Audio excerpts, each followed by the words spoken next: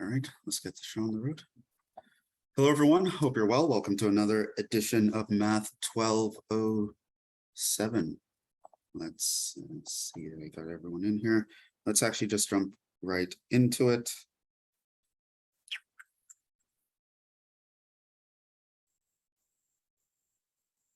Okay, there we go. So let's talk about last time. Last time we did two things mainly. So we learned a new integration technique, sort of like the reverse of trig substitution. Someone in here. And it was called the Weierstrass substitution, or the inverse trig substitution. And it pretty much always is this substitution, the inverse tangent. It's actually a convenient thing to substitute because it changes your sine and cosine and your tangent, all other trig functions, into these nice rational expressions. And so we can transform a rational trig function into a regular rational function. And hopefully we can use techniques that we've learned before to solve those easier. And this helps particularly in cases when we don't really have any trig identities, or we can't manipulate things to have trig identities that really help us out. And so we did a few examples about that. There were some integrals we did where you could do it in several different ways. So like this one, for example, we use the Weierstrass substitution to get an answer. And we could also use previous techniques to get an answer. That's if we could kind of see, if we had the insight to develop something that could allow us to take advantage of trig identities prior to that. But there are some things that you don't really have the second option. And so that's when the Weierstrass substitution is really useful. So we did a few examples here of doing a Weierstrass substitution, as well as just after getting that substitution, just working through rational integrals and seeing some options. Sometimes we do partial fractions. Sometimes you have to complete the square into a trig sub. Sometimes we have to split an integral into two parts and use one technique on one side and another on the other one. And at the end of the day, we kind of summarized essentially how we actually want to approach integration in general. So I give you a random integral problem. How do you actually go about computing it? And we sort of dealt with a strategy of what do you think first? What do you think second? What do you think third? How do you try to approach something? And what are the things you look for to know of all the techniques that I've taught you, which at this point, it's around 8-ish, 7 or 8 techniques. Which is the best one to actually use? And to go over those rules. So the first thing you should try to do when you need to compute some integrals, see if it's a basic rule. Basic rule is defined to be, for us, everything that is in this table, including the two things that I added at the end there. So for us, those are the basic rules. So these are essentially rules that I expect you to have memorized. And if you practice enough problems like from the syllabus and homework, you would have them memorized at the end. And these are just like the templates that tell you, okay, once I can get an integral to this level to look like one of these guys, I know what the final answer is going to be. And all integration techniques is ultimately trying to get you back to these basic rules. So sometimes, occasionally, an integral just comes to you in the form of one of these basic rules, and those are the easiest ones. Also, occasionally, an integral comes to you in a form that's not exactly a basic rule, but you can use basic algebraic manipulation to transform it into like a basic rule, or a sum of integrals where each of them are individually a basic rule. And that should always be the second thing that you look for. The third thing that you should always try is to try a substitution. This might not be obvious all the time that a substitution is going to work, but it will become more obvious with practice, as well as sometimes you just have to know what is a good substitution to make. So you can always ask yourself, hypothetically speaking, if I were to make a substitution, what would that substitution be? And is that convenient? And you'll always try to work through that, right? And so, you know, things like this, it's not exactly obvious that radical x would be a good substitution because you don't immediately see the derivative of radical x in the integral as another factor. However, if you wanted to do a substitution, radical x would be the best thing to use, right? So you just do that and you see, could I actually work this out and make it beneficial in some way? And it turns out for this one, you could, right? So it's not always going to be easy, but the idea behind substitution is you want to replace an expression with a single variable that, one, makes the formula simpler, looks more like a basic rule, it gets rid of some complication, and two, the derivative is going to be useful in somehow, maybe after algebraically manipulating things. And so that's how you would work through a substitution. And the more you do it, the quicker you'll be able to see what the right things are. So this guy, what makes it complicated is the expression under the radical. So making a substitution for that is going to be nice. This guy, again, the expression in the radical is what makes it complicated. So it's replacing that is going to be nice. This guy, the radical x makes it complicated because it was just an x. E to the x is easy to integrate, but e to the radical x, who knows, right? Now, everything else isn't directly like you do it in order 1, 2, 3. There are just certain things you want to look for. So we learned about integration by parts, and we know that that is useful if we have a product of two functions of different types, the types characterized by Leate, or you have a function where its derivative or a part of its derivative would be useful if you had it instead of the function itself. So the first case is something like e to the x sine x, two different kinds of functions, an exponential and a trig function. The second case is the tan inverse, where, you know what, having the derivative of tangent inverse, which is a very nice expression, relatively speaking, is more convenient than having the tan inverse itself. So that would indicate to you, hey, integration by parts might work here. We also have a technique with trig integrals, which that's obvious. It's just an integral with a bunch of trig functions in it, right? And you just know that that's a trig integral. We also have trig substitution, which, remember, originally, any integral that you want to use trig substitution on would not have trig functions in the beginning. Trig functions would be something you introduce. You introduce a trig function to take advantage of some trig identities, as long as one of these three expressions work out favorably and you've already tried a regular substitution and it didn't work out. Partial fractions, this is only used for rational expressions or things that after a substitution, it looks like a rational expression, meaning a ratio of polynomials where the denominator factors and the degree of the denominator is strictly greater than the degree of the numerator.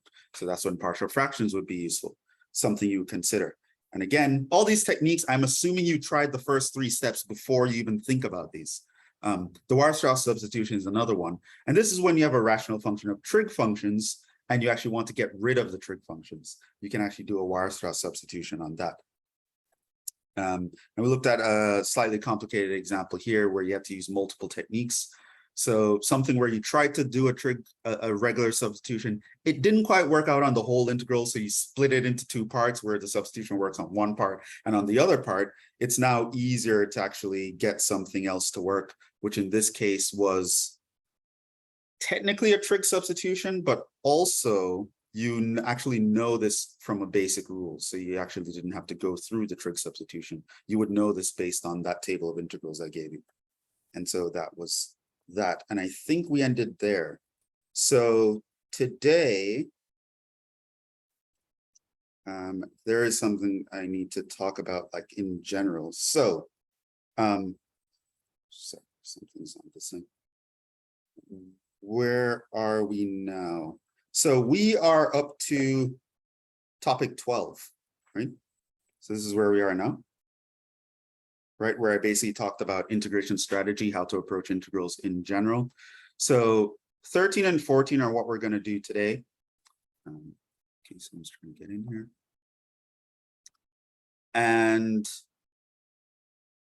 I don't know if we'll have time to do another section, but at least 13 and 14, I want to get the meat and potatoes of those two sections done today. So that's kind of the plan going forward. And so you can also remember that we have a test this week. So the test is on Thursday. And so I expect to finish everything needed for the test either today. If not, it might spill into the first part of tomorrow's lecture, but between today and tomorrow. So here,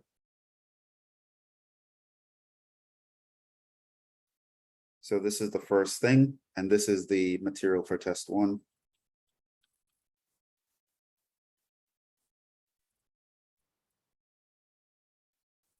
Which is on Thursday. And I'll give you practice problems to do for that, as well as just general instructions on how that's going to work. So that's going to be the first thing. After that, where we're going, I actually want to do sequences and series afterwards. So I'm actually going to jump directly to chapter 11. So we're actually going to cover this part next. That's the second thing we're going to cover. And then the third thing I'm going to cover is I'm going to backtrack to some previous chapters and cover the remaining things third. Because I think it might flow better that way. So generally, as you can see with integrals and as you're going to see with series, mostly the mode we're in is just learning new techniques to solve certain problems, right? So it's just like building up a toolbox. The third section is somewhat about applications of these things, as well as learning some new conceptual ideas. But yeah, so 2 and 3, that would be the material for test 2.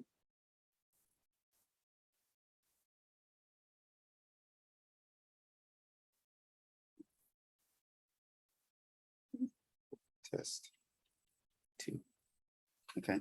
So for now, topics like 1 through 14 would be test 1 material, which we're either going to finish today or maybe spill in a little bit of tomorrow. And test 1 is on Thursday, which I'll give you more information about that pretty soon. So keep your ears and eyes open. I have a question.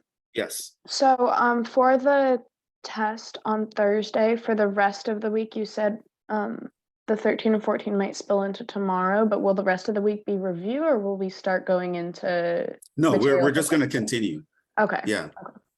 Okay. So for your review, that would be the practice problems that I would give you guys. Okay, makes sense. Thank you. Right. So you kind of review on your own, and if you need to see me in office hours or ask me questions about it, you can, and that'll be like your review. But I'm not really going to take class time to be a review. I'm just going to continue. But essentially, for the test, anything I do between topics, anything I do after topic 14 is you can kind of ignore for the test. But you'll have that material to look back at when you're going for test 2. As well as, I mean, if you're great with everything on the topics for test 1, so you're solid, you feel solid on topics 1 through 14. On the test, I might give some bonus problems for extra credit that comes from future sections that I talk about. But technically speaking, they're not required. It would be extra. Yeah, but I'll talk about that in the future. But I just want you to have like a quick bird's eye view of what we're doing. So that is where we are. So we're done with all the fundamental integration techniques I want to talk about. And we're done with going over when we might want to use one versus the other. So we're actually going to go into the next thing, which before talking about the next topic, which is going to be something called improper integrals, I actually do want to do an exercise, which I wanted to do at the end of last class, but we ran out of time. And it's going to be sort of an integral game. So, which I used to think that this was just something that I was kind of quirky, and I used to do it myself. And I was like, like I can't really tell anyone I do this. But I found out over the years that actually a lot of people do this thing. So when you want to get good at some technique that you're trying to apply, one way to go about it is to make a game out of it. All students stress themselves out too much, and they worry about, oh my God, if I do bad on this test, my life is gonna be over. My parents are gonna disown me, and they're gonna get kicked out of my apartment, and right. Sometimes you just need to step back and have fun with it. And I actually learned a lot of things with that kind of notion in mind. And so you sort of challenge yourself to kind of do things in a more fun way. And it turns out it will, over time, it will boost your confidence, but also it gives you kind of a less of a stressful environment to actually see things fold out. So one thing I used to do is play this integral game. And to make it interesting, you know, I'd always like make bets with my friend or something, or, you know, who wins this game, you know, the loser has to buy lunch or whatever. And, you know, we play this game. So here's the game, and I'm going to, I think it's right. So here's the game. And okay, so we're going to play this for a few minutes, but this is basically the idea. So I am going to randomly point out integrals to you guys, right? And the game is you have to chime in with how you think you should go about solving that integral. Like what is the best strategy to solve this, right? So if I point at an integral like that says something like x over 1 plus x squared dx, right? Let's say I point out that integral. You are going to say, oh, I would do a u substitution, u equals 1 plus x squared, right? You would say that because that is the best strategy for this integral, okay? But of course, the challenge is you have a very short amount of time to say this. So you don't have to actually solve the integral. Just tell me how you would approach doing the integral. Just say in words, oh, I would do this, okay? Are we clear on the rules? Okay, so that's all you're gonna do, you're right. So I'm gonna give you a very short amount of time. And you're pretty much I'm going to give you an integral and you would say, oh, I would approach it this way.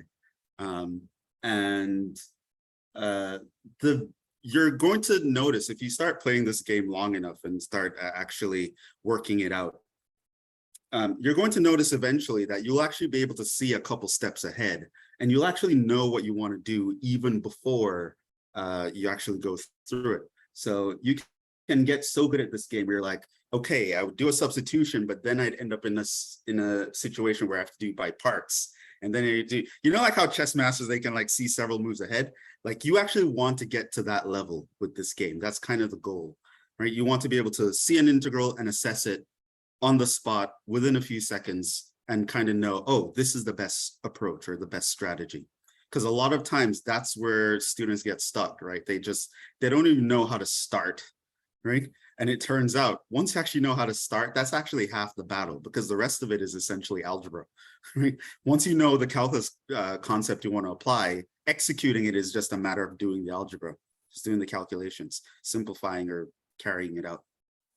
So that's going to be the idea. So we're going to spend a few minutes on that and we're going to see how we do. So the idea is I'm going to point out the integral. And the goal is 5 seconds, which I know might sound absurd to some of you, but that's the goal. Within 5 seconds, you're going to give me a strategy. So you can all have yourselves unmuted for this, and you can just shout out the answer because the goal is to be the quickest one to get to the answer, right?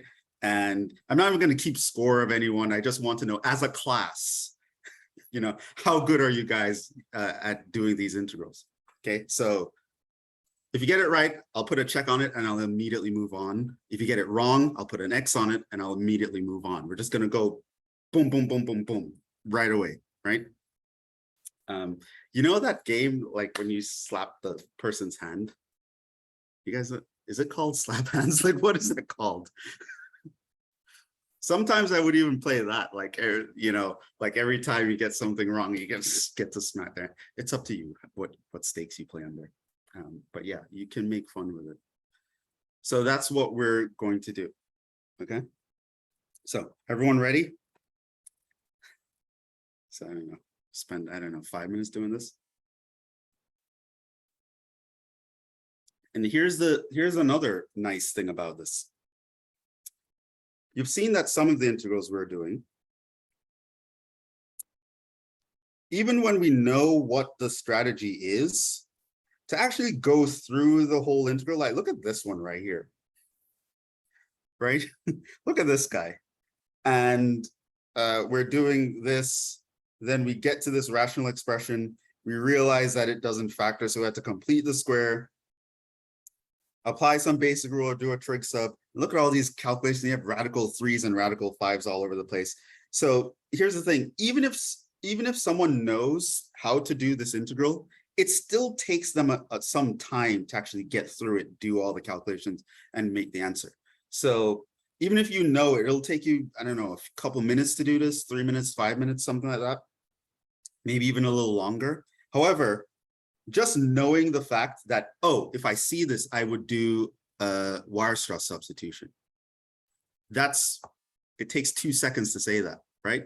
And if you know that you have the algebra skills to actually carry out the Weierstrass substitution, you really don't need to actually carry out the Weierstrass substitution, right? So when you're practicing, you can actually practice in a very time-efficient manner.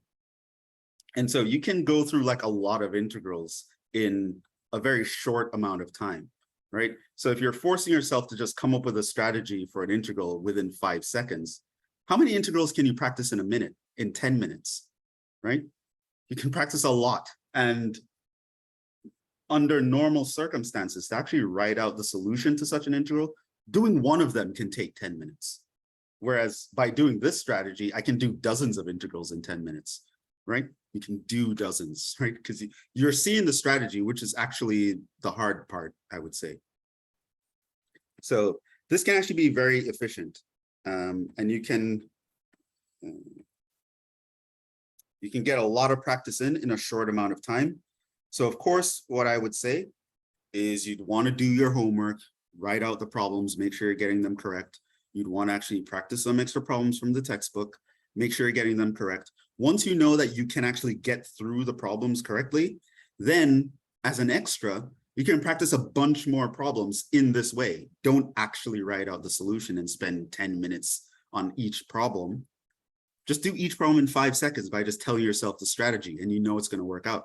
And if you feel stuck on something, if you look at an integral and you're like actually not sure about what strategy you should do, then that one you stop and you slow down and you actually work it out and figure out how you would attack it.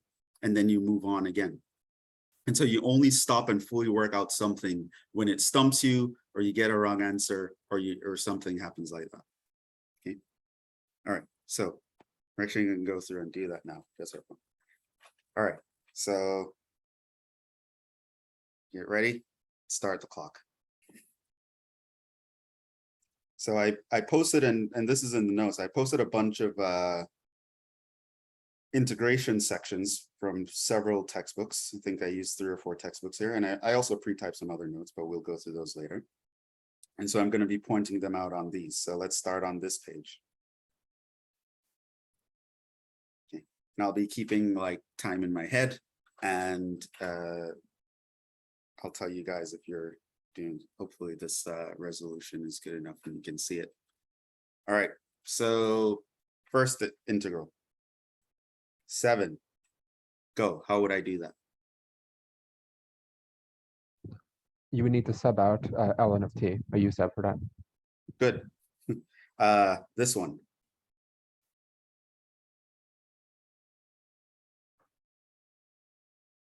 You could use a double angle. Okay. Yeah, too long. No, this one.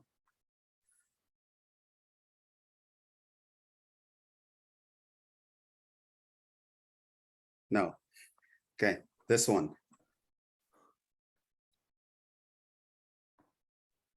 You could simplify the denominator As x times x squared plus 1. then. And then do oh god, partial fraction decomposition. Okay. This one.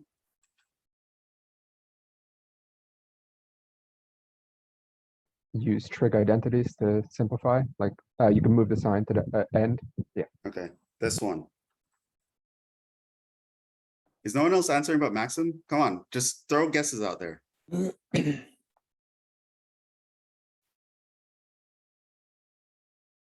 No, too long.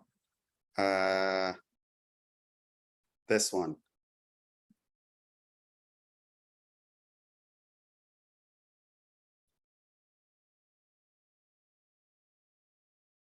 Okay, nope. Let's see here. This one.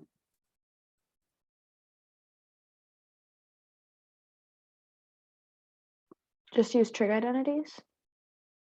What trig identity? Wouldn't that the 1 minus sine x be cosine x or no cosine squared x? No, It's not trig identities, U it's sub, right? substitution. Yeah. This one?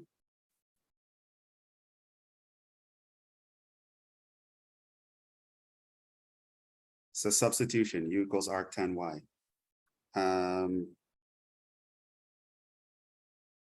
This one?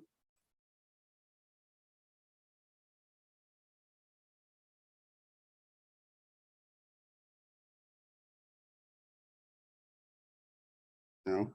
What about the one right after it?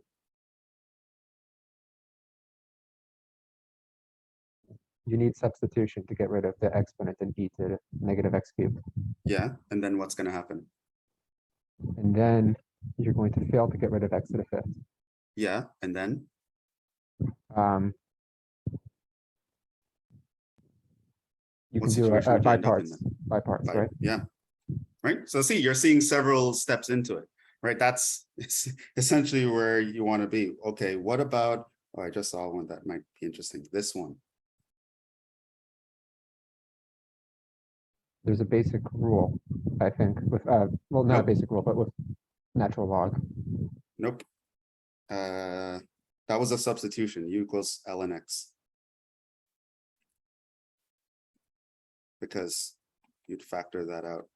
Well, ln x minus 1. Right, and then your du would be this part.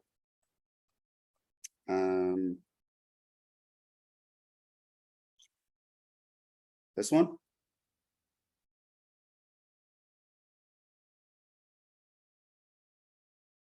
E to the cube root of x? Yeah, you need to set that out. You can't solve for e to the cube root of x. What would happen? Then you would get an annoying x. It's going to which be is an difficult to annoying get by rid of. parts, right? Yeah.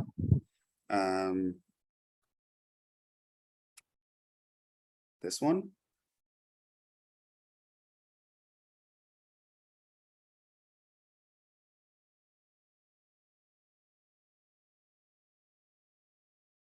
Too long. Substitution, u equals 2x minus 1. And you get a basic rule, which is the power rule.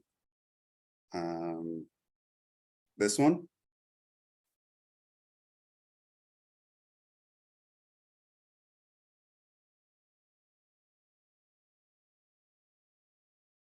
Substitution, u equals x squared. You get an arctan integral after that.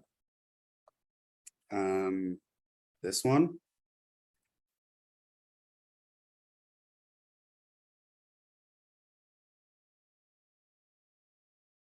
Is this the try something case and see if it works for trig integrals? No, this is it's because you have an odd power. So you take out as tangent times secant, change all the other tangents to secants, then do u equals secant.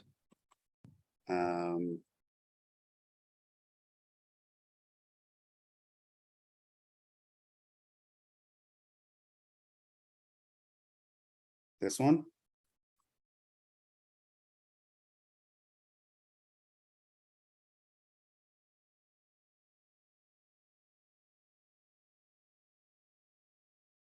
So u equals 1 over x substitution. That will turn it into a sine u integral.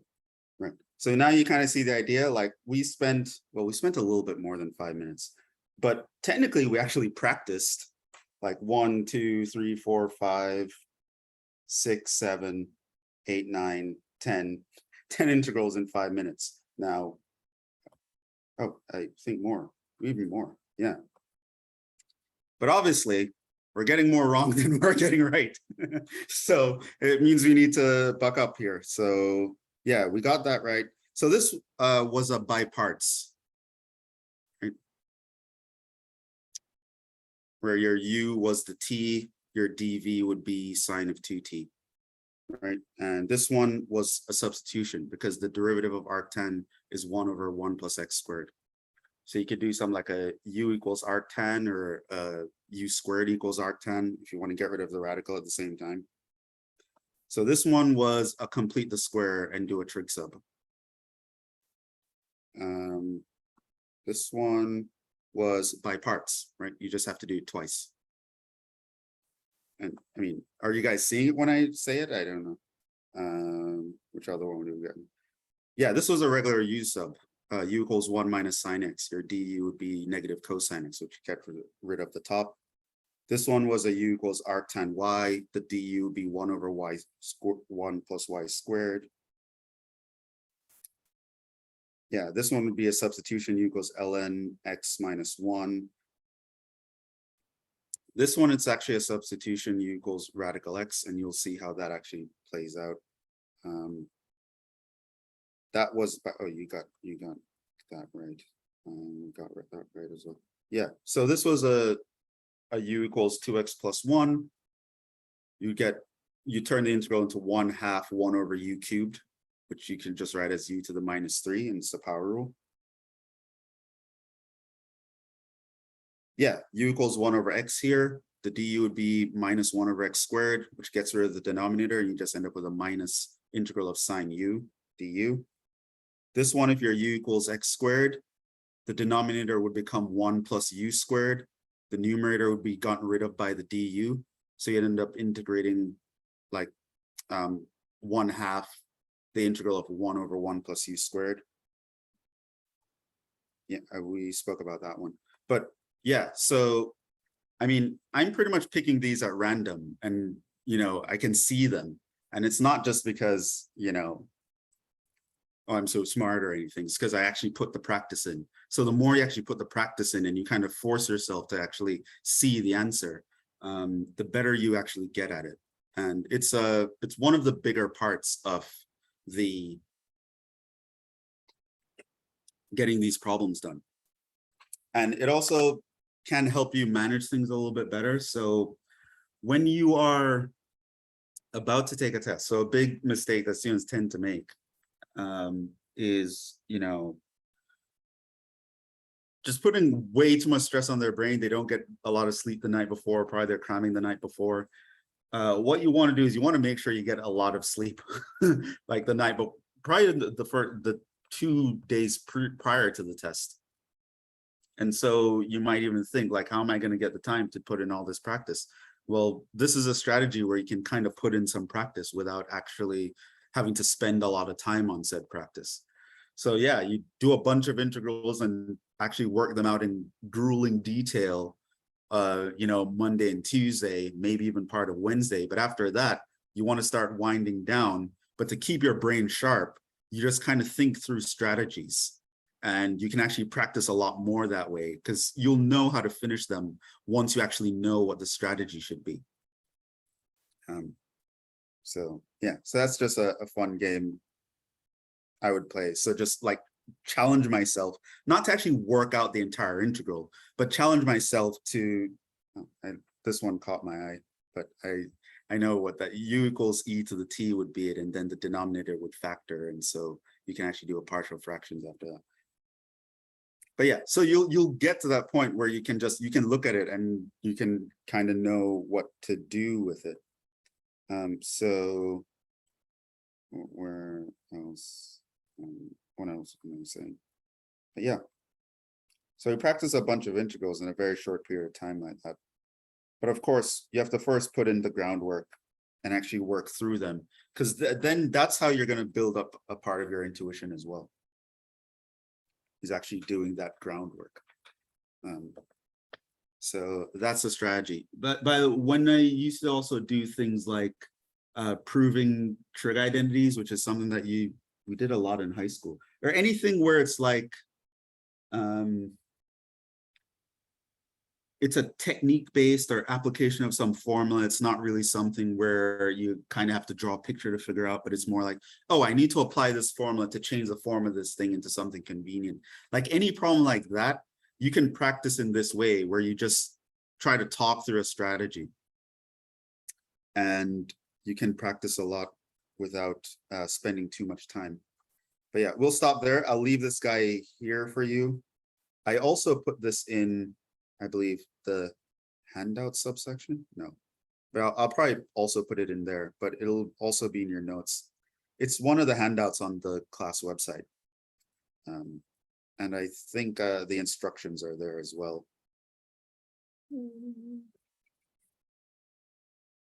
But yeah, you can do this with integrals, you can do this with series, you can do this with trig identities, you can do practice like this with a lot of things.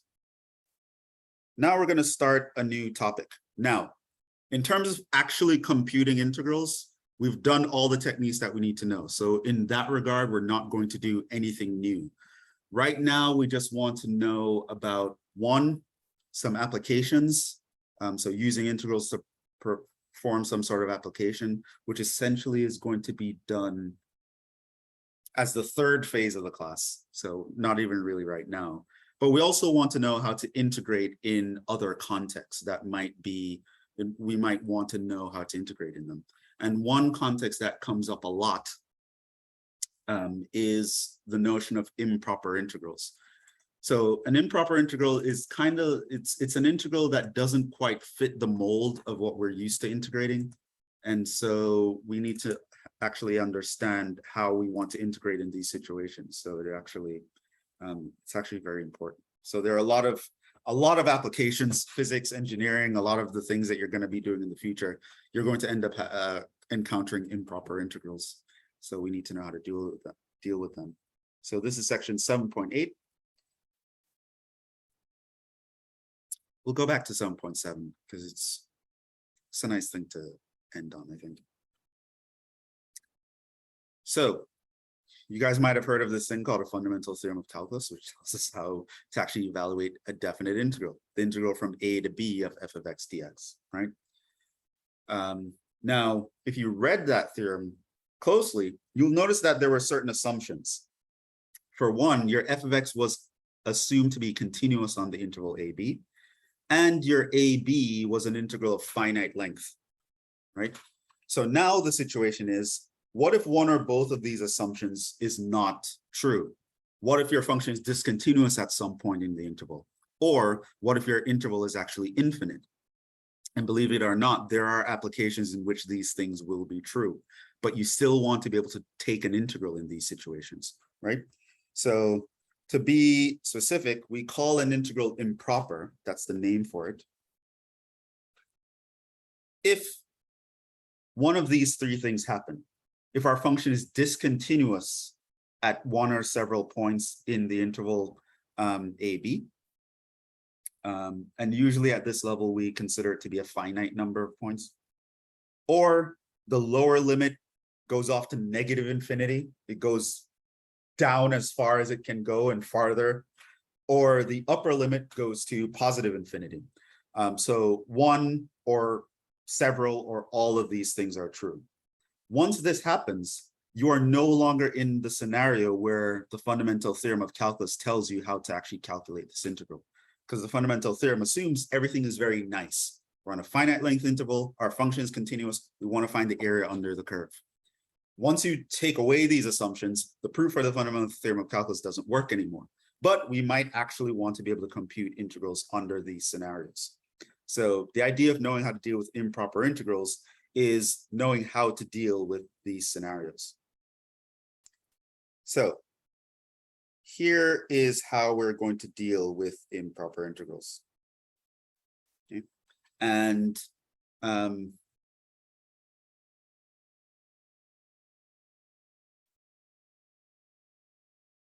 I guess I'll give these. Yes, I did give these in steps before. Okay. So the main strategy we're going to use is we're going to use limits. So to be good at improper integrals, you're not only going to have to be good at integration, but you're also going to have to generally be good at taking limits. And the idea is you're going to use limits to approach bad points. So now bad points is not an official term. So that's a Jhevon term. Okay, so I just call it a bad point. So a bad point means we're at a point where one of these things are true. So a bad point just means either it's an x value that makes our function discontinuous, or it's a negative infinity or positive infinity. If a limit is positive infinity, or it's negative infinity, or it includes a value that make the function discontinuous, we call these points bad points, right? And so the fundamental theorem of calculus breaks down at these points. Okay, so that's the first thing. You want to identify where these points are. Okay, you're going to identify all the bad points. So we'll actually do some examples of that. Another thing you're going to want to do is you're going to want to break the integral up so that all bad points are exposed, either as an upper limit or the lower limit of an integral. And the reason for this is because we're ultimately going to be taking limits, and we can't take a limit in two directions. We can only have one direction taking the limit. So we're either approaching the top point from the left, or we're approaching a bottom point from the right. You can't approach both at the same time. And so you have to make sure that there's only one bad point per integral, because you can't use a bi-directional limit, right? Limits only go and approach one point at a time. Okay. And the idea is you're going to break these integrals up. You're going to use limits to approach the bad points eventually. But ultimately, what you're going to do for a time being is you're going to ignore that they're bad points. You're going to compute the integral as if everything is fine. And then at the end of the day, you're going to take a limit approaching the bad point. And for that, you need one bad point per integral. So that's the next thing. So you're going to integrate as usual for the next step. Apply the fundamental theorem of calculus, and then take limits to approach the bad points and compute the limit of the final answer. Right? Now, once you compute the limit, you can get an answer, and it turns out that that answer will either converge, meaning it's going to become a real number. You'll actually get a number as the answer, or it will diverge. Now, diverge means the limit does not exist, or it goes to positive infinity or negative infinity. Now, in the event that you broke the integral up into several pieces, if any one of these pieces diverge, then the entire integral diverges. So let's say I broke this up into an improper integral. This part, I do my integration calculations, I take limits to approach the bad point, and I get a number, I get 5. But then I do the same thing with this one, and I get infinity. Well, infinity plus 5 is still infinity, right? The moment one of these guys gives me something like infinity or something that has no meaningful answer, then everything gets messed up, right? So everyone has to behave in some sense. Okay, and that's pretty much it. Now we're going to do some examples of this, so don't worry if you're confused at this point. But essentially, that's the idea. The fundamental theorem of calculus assumes that our function we're integrating is continuous. It also assumes that we're on a finite interval. We have an improper integral when one of these claims are false. At least one. You can actually have several. So if our function is not continuous, or the lower limit goes off to negative infinity, or the upper limit goes off to infinity. In this event, we will identify the bad points on this integral. These are either negative infinity, positive infinity, or any point in between that make the integral undefined or discontinuous, or our function not make sense. We're going to identify these bad points. We're going to break up our integral using this rule we learned in Calc 1 that we can break an integral up into intermediary points. So we can find the integral from a to b by going from a to c and then from c to b. Right, so that was something we learned in Calc 1. We're going to replace the bad points with some sort of placeholder variable, and we're going to pretend it's not a bad point for the time being. We're going to calculate the integral, plug in the upper limit minus plug in the lower limit, and we're going to get an expression that has a variable in it. And then we're going to take limits of those expressions, and we're going to see, do we get an answer? Does the limit exist? Does it give us a number? If it exists, gives us a number, we say the integral converges to that number. If it doesn't, if the limit does not exist, or it goes to plus or minus infinity, we say that the improper integral diverges, right? And so this is essentially the summary, right? So if you're faced with an improper integral, and with there is spelt wrong. So if you're faced with an improper integral, let's see.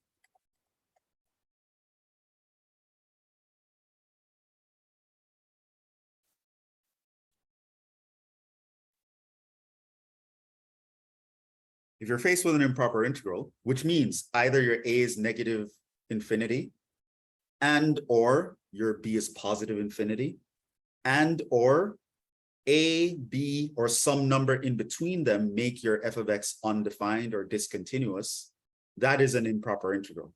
In this situation, you're going to identify all such problematic points.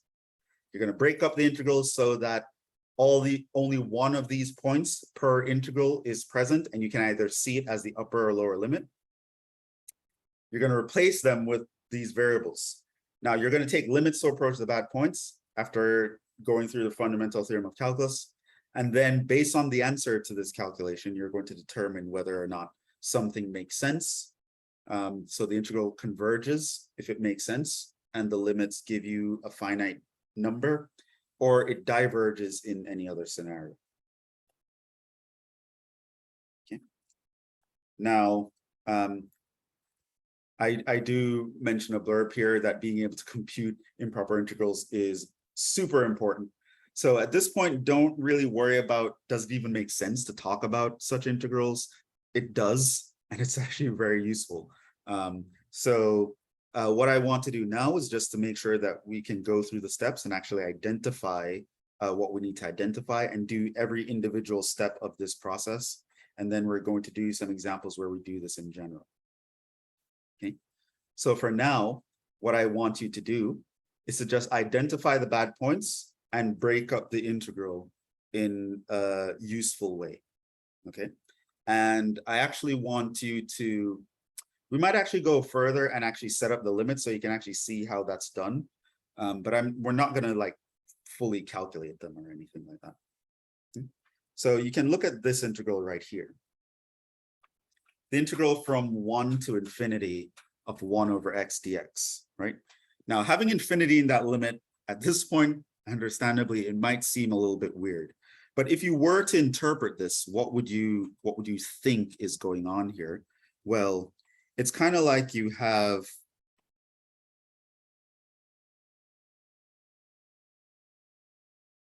you know, 1 over x is like this. On the right side, it's like this guy.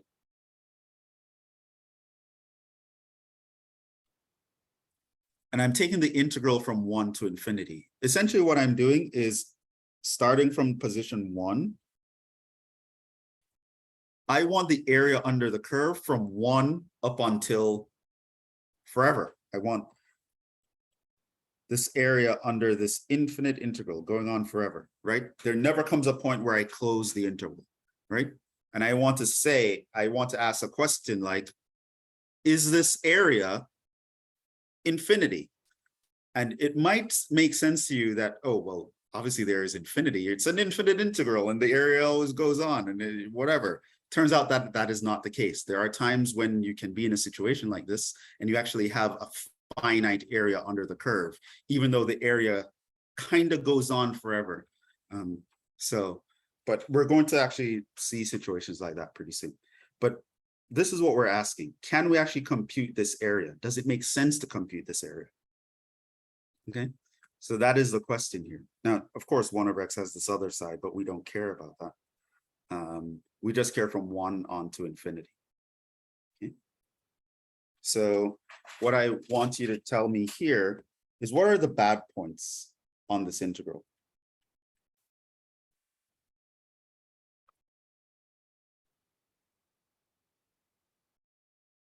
What exactly makes this integral improper?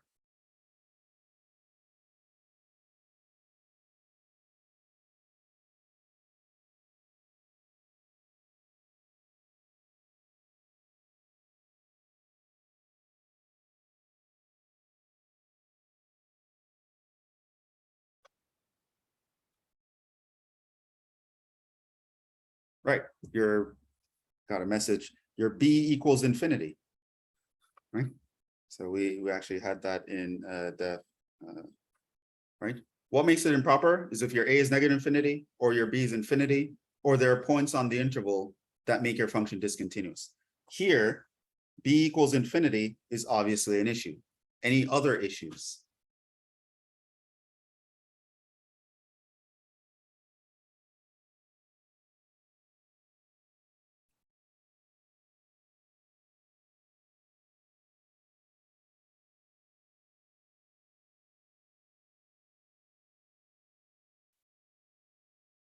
So I would say generally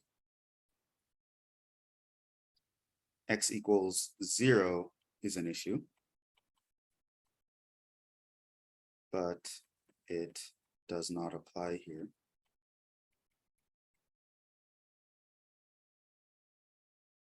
Since we are on the interval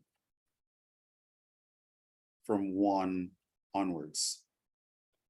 Right? So generally x equals 0 would be a problem because we can't divide by 0, but you'll notice that our shaded region isn't in that area anyway, right? So this has only one bad point. Now, what you would actually do, since there's only one bad point and it's there visible on the limit, what we would do, so here you would actually set up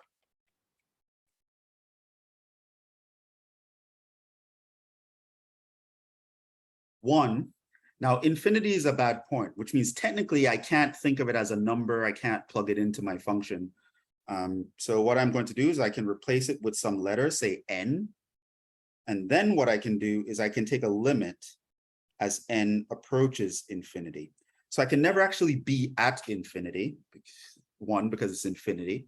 Our function is not defined there. So what we do is we take a limit to kind of get close to this bad point to see how our integral behaves. And so we would do this. Okay. So this one doesn't need to be broken up. It's actually just used, it only has one bad point and he's already exposed on the integral. He's right there. Here's another example. This one. What are the bad points?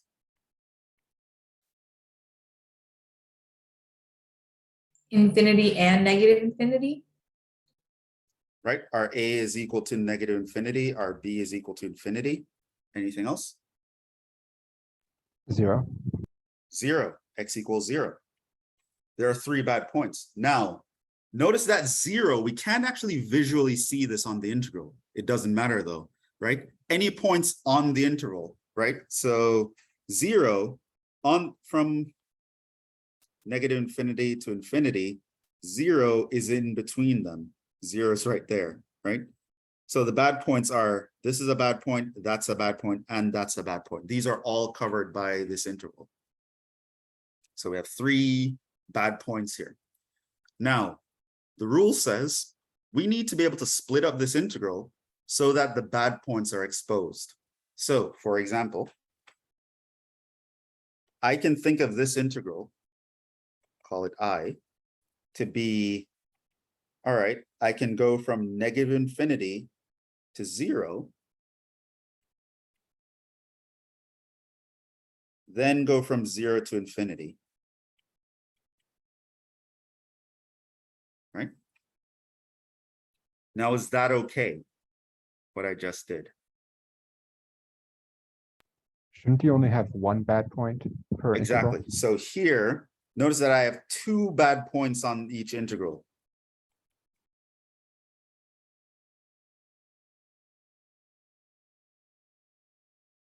You can do n approaching negative infinity and positive infinity.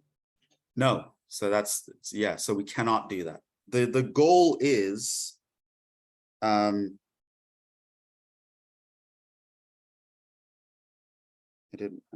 break up the integral so that there is only one bad point per integral. Now, we've already broken this guy down, but there's nothing that says that this process has to stop. We can actually continue, right? I can look at the first integral and I can break this down further, right? I want one bad point per integral, but I know that every other point in between this is fine. So what I can do is I can go from negative infinity to say -1.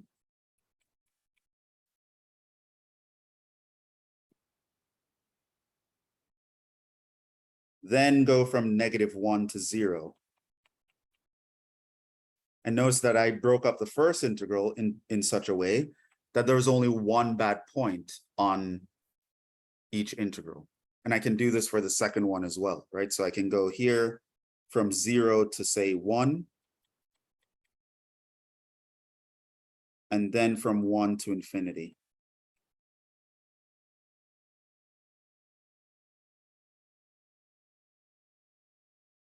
So now I only have one bad point per integral.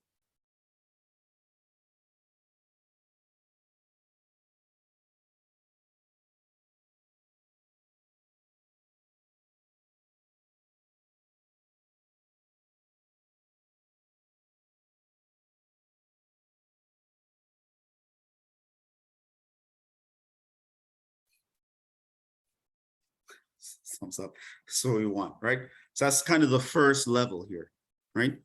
And now what you would actually do is you would actually throw in limits to approach these bad points. So you would do something like the limit as n goes to negative infinity of n up to -1. I'll say the limit as m goes to 0, -1 up to m.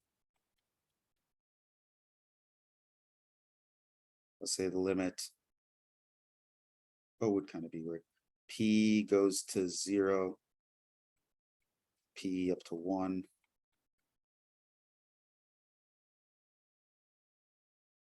So limit Q goes to infinity, 1 up to Q.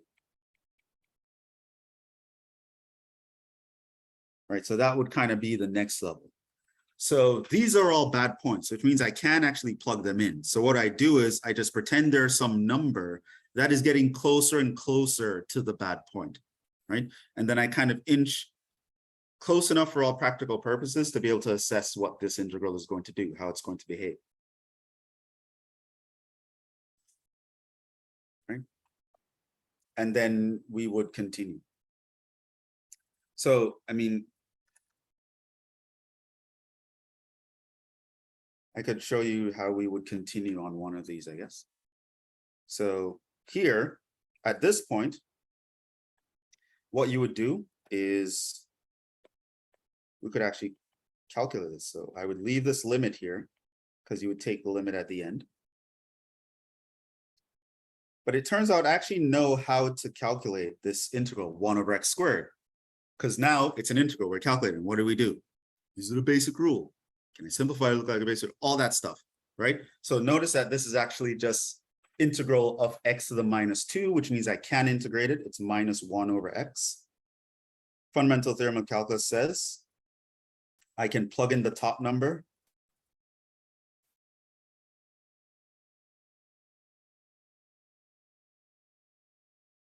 minus, which in this case, plugging in the bottom number. So if I go through this integral and just go through the motions as if this n is not something bad, I would get this expression as the answer. And now what I can do is I can actually take a limit. And this would actually give us, well, 1 plus 0. So this part of the integral would go to 1. Now, if you were to do the same thing with this guy, you'll realize you'd get to a point here where it's like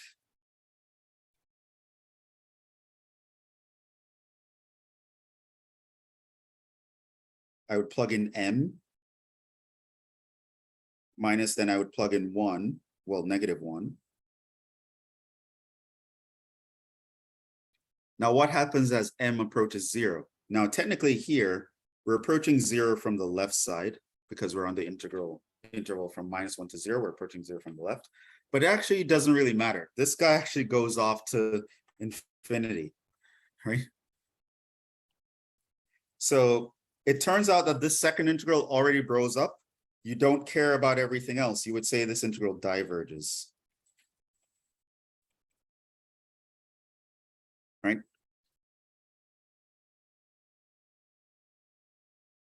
The results of these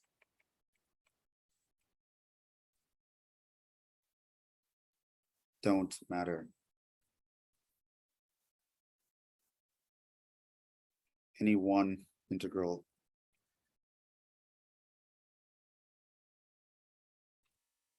messes up, everything gets messed up.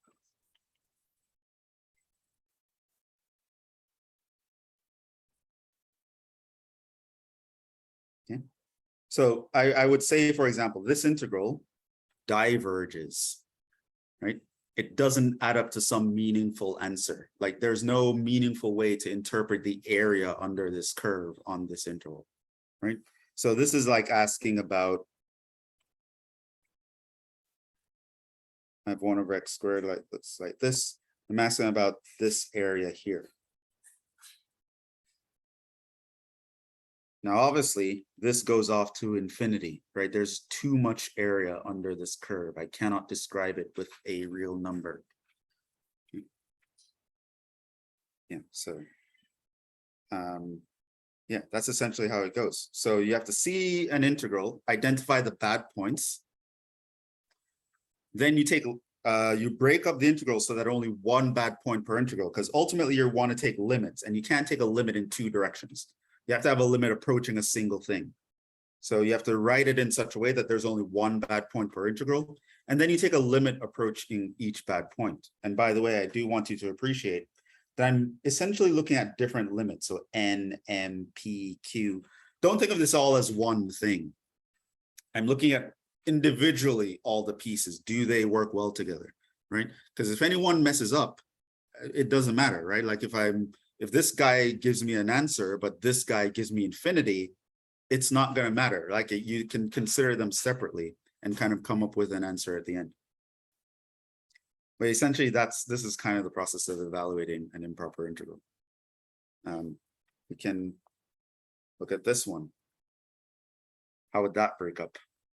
Or what are the bad points?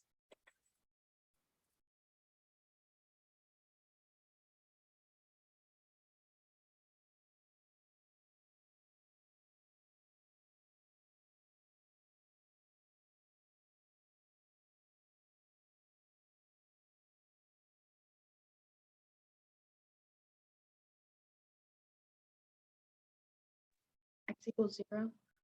X equals 0 is the only one here. And so this is I. You would just break up I into, say, -1 to 0, or 0 to 1. And then you would use limits to approach these. So I can say here, n is approaching 0 from the left.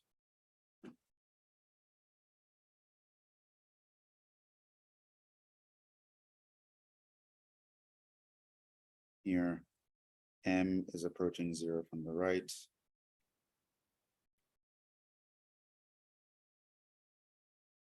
Because sometimes the direction might matter. In fact, I can actually make this a little bit more. So that's left, that's right. Technically with infinity, you don't have to do either, because you can only approach positive infinity from the left and you can only approach negative infinity from the right. But if you're at a finite number, you might want to actually put in the directions, because it can matter. There are times when one side of a limit works and the other one doesn't. And hopefully you can see why that is the case, because here, if I'm visualizing this as an interval, -1 to 0, obviously this only covers me going to 0 from the right. There is no other side according to this integral, right? This integral stops at the 0. Similarly, for this integral here, I'm going from 0 up to 1. So if I'm approaching 0, getting close to 0 on this interval, I'd have to go close to 0 from the right side. So this would be from the left. This will be from the right.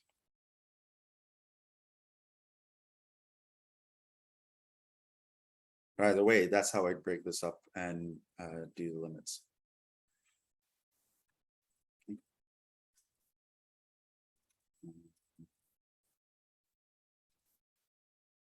Maybe I'll do one more before we go on the break. So we can look at this one.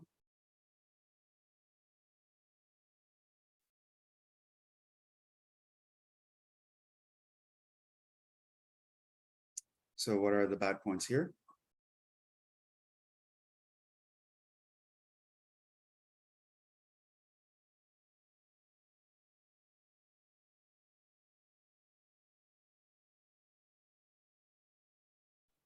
Would it be x equals 2? x equals 2, because you plug in x equals 2, you divide by 0. X equals 0 is fine. X equals 3 is also fine. And every x value in between 0 and 3 is fine, except for x equals 2. And so if this is I, you would break up I into, I can go from 0 to 2.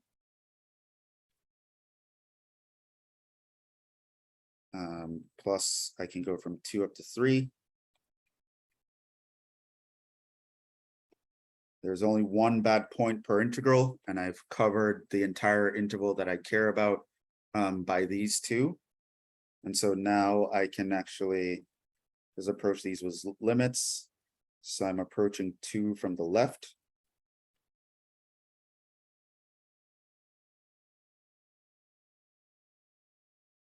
Here I'm approaching 2 from the right.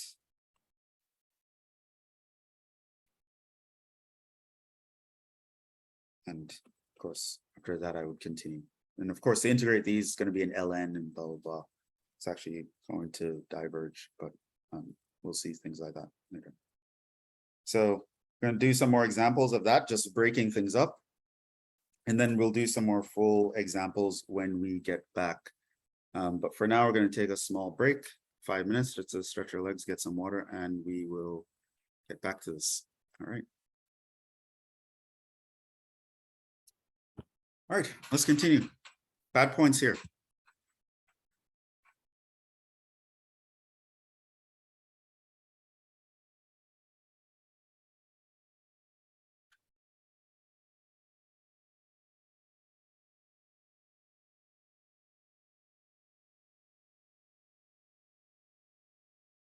-1 and 1.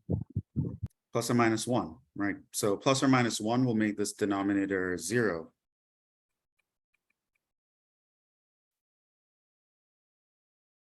So see this integral I, we would break it up, say -2 to -1. Once again, have -1 to 2, up to 1. So you have 1 up to 2. And you'd realize that that one is okay, but this one has 2 bad points. This one is okay. So the middle one has to be broken down further.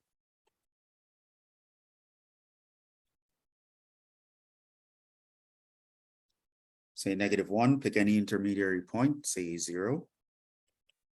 And then 0 up to 1, then 1 up to 2.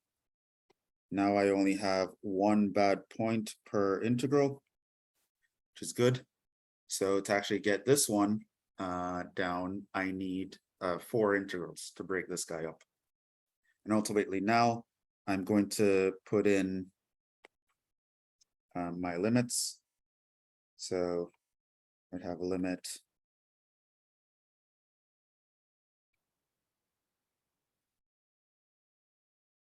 of say n approaches -1. This is approaching it from the left. Oh, this was 1/x squared minus 1.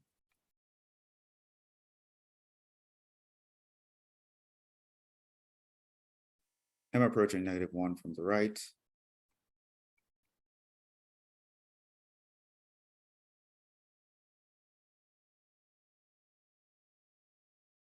The approaching 1 from the right, from the left.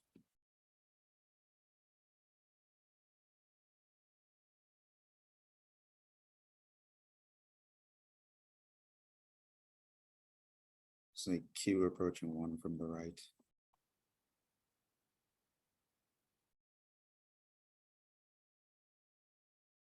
And so that's how this guy would get broken down.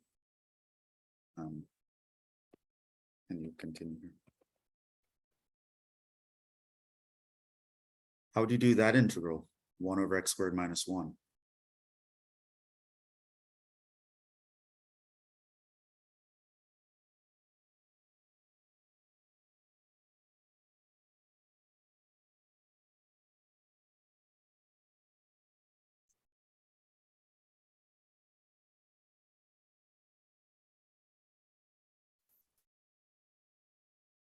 Ideas? How do you do that?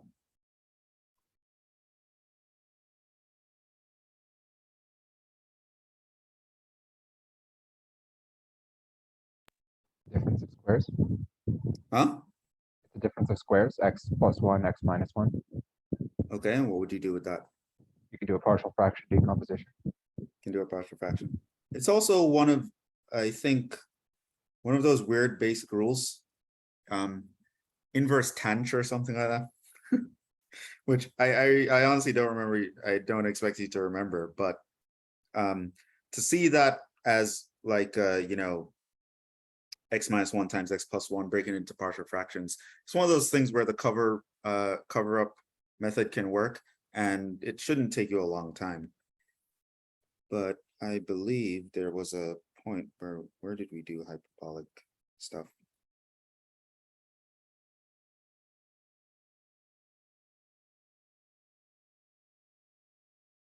Yeah, see, there's the inverse tanh. You could also think of it as like negative tanh inverse of x plus c. If you remember that, awesome. If you don't, it'll take you a couple of minutes to just do it by partial fractions. Okay. This one, we have bad points. Well, just x equals 5 would be a bad point here because you divide by 0. So if that's your I, you would break that down into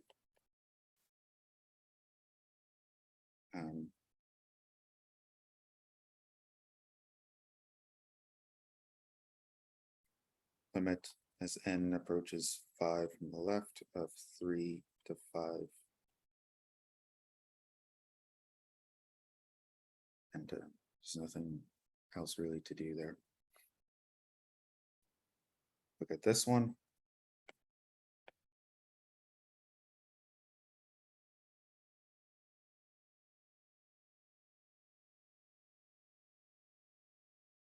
Minus infinity to infinity of e to the minus x squared.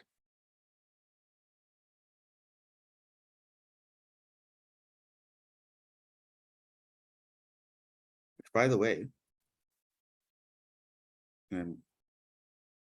the curve here looks somewhat like this.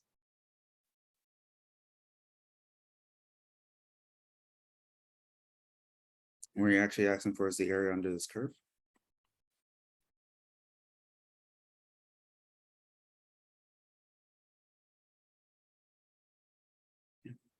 Does that curve remind anyone of anything? I mean, it's not something you need to know for this class, but I'm just curious.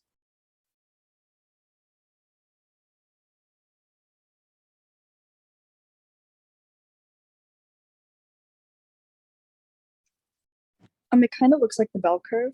Looks like a bell curve that you would see in statistics, right? It turns out the equation for a normal distribution is an equation very similar to this. You can actually scale this to get the curve for a normal distribution.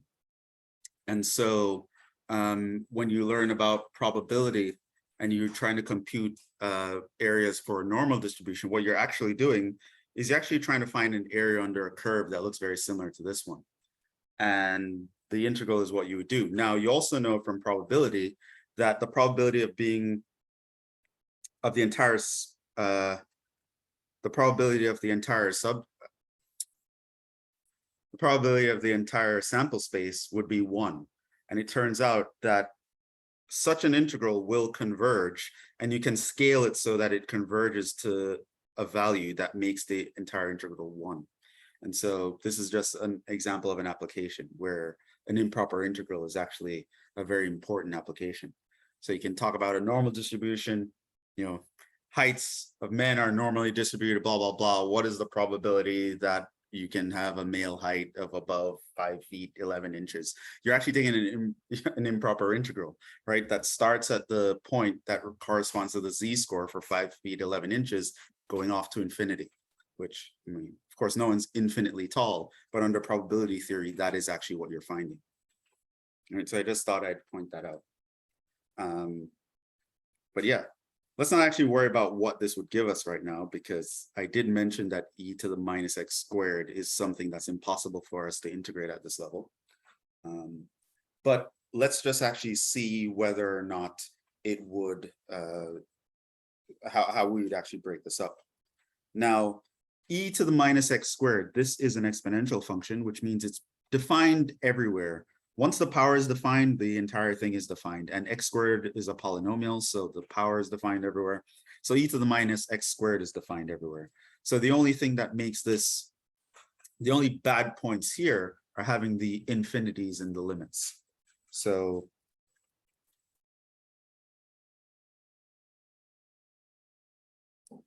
your a is negative infinity, your b is infinity. And so I call this I. We want I would be equal to infinity. I can just say break it up to 0 and then 0 to infinity. So this would just be the limit. Say n is approaching negative infinity.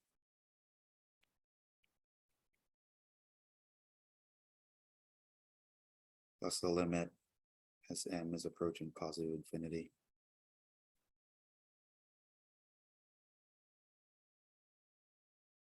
And then we'll continue from here.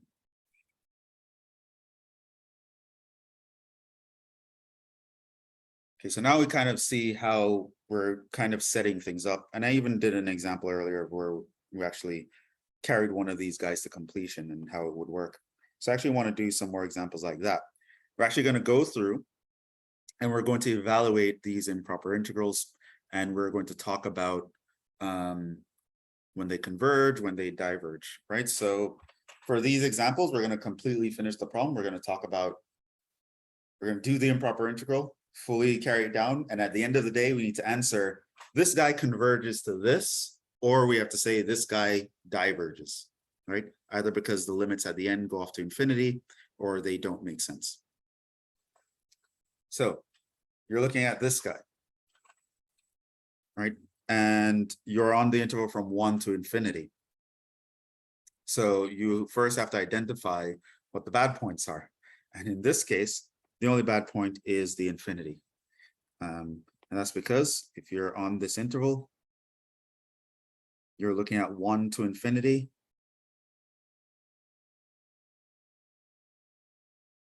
Now, obviously, 0 is a bad point in general, but not on our interval.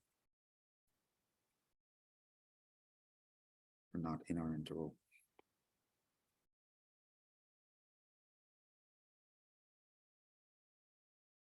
So we don't care. Infinity is the only bad.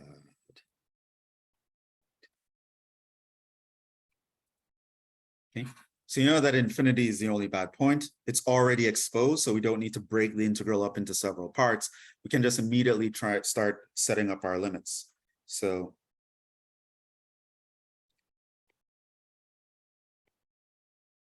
here you can say the integral from 1 to infinity of 1 over x squared dx. Well, that's going to equal the limit as n approaches infinity, 1 up to n of 1 over x squared. Now what you're going to do is you're going to focus on this integral. Now it's a random integral, so we're going to go through our method for computing integrals, which we went over last time. In this case, I can rewrite this so that it appears to be a basic rule, right? So this we actually know is equal to x to the minus 2 dx, which we can integrate with the power rule. So at first, you are going to ignore the limit out here.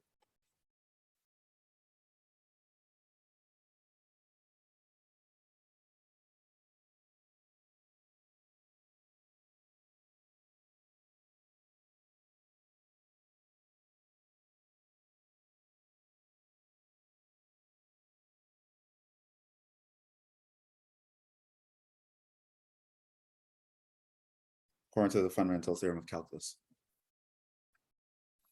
So the fundamental theorem of calculus says a definite integral is going to be the antiderivative, which in this case is minus 1 over x. After you plug in the upper limit subtract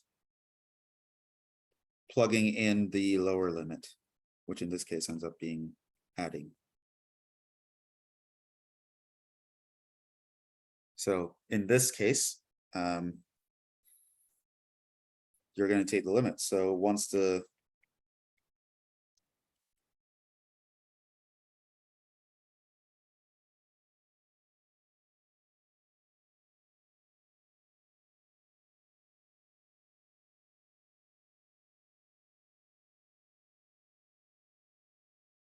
now, of course, if you're taking this limit, as n goes to infinity, this guy's going to go to 0, and the other guy is going to just be 1 because it's a constant. So at the end of the day, this comes down to 1. And so we can say something like the integral from 1 to infinity of 1 over x squared dx equals 1. Or we can say a little bit more specifically, the integral from 1 to infinity of 1 over x squared dx converges to 1. Right, that's the language we use for improper integrals. So saying it's equal to 1, a little bit informal, but it kind of means what you would expect it to mean, right? So we can just consider this integral as being 1. In other words, what we're saying,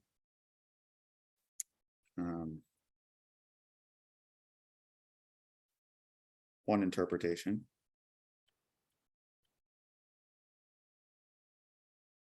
is that if I were to look at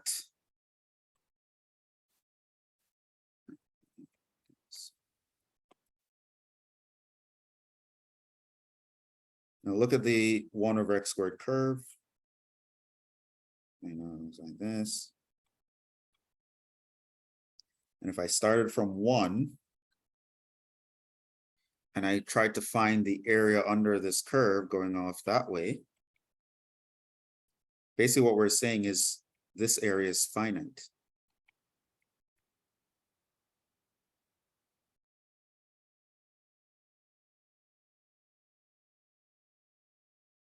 And is 1 square unit.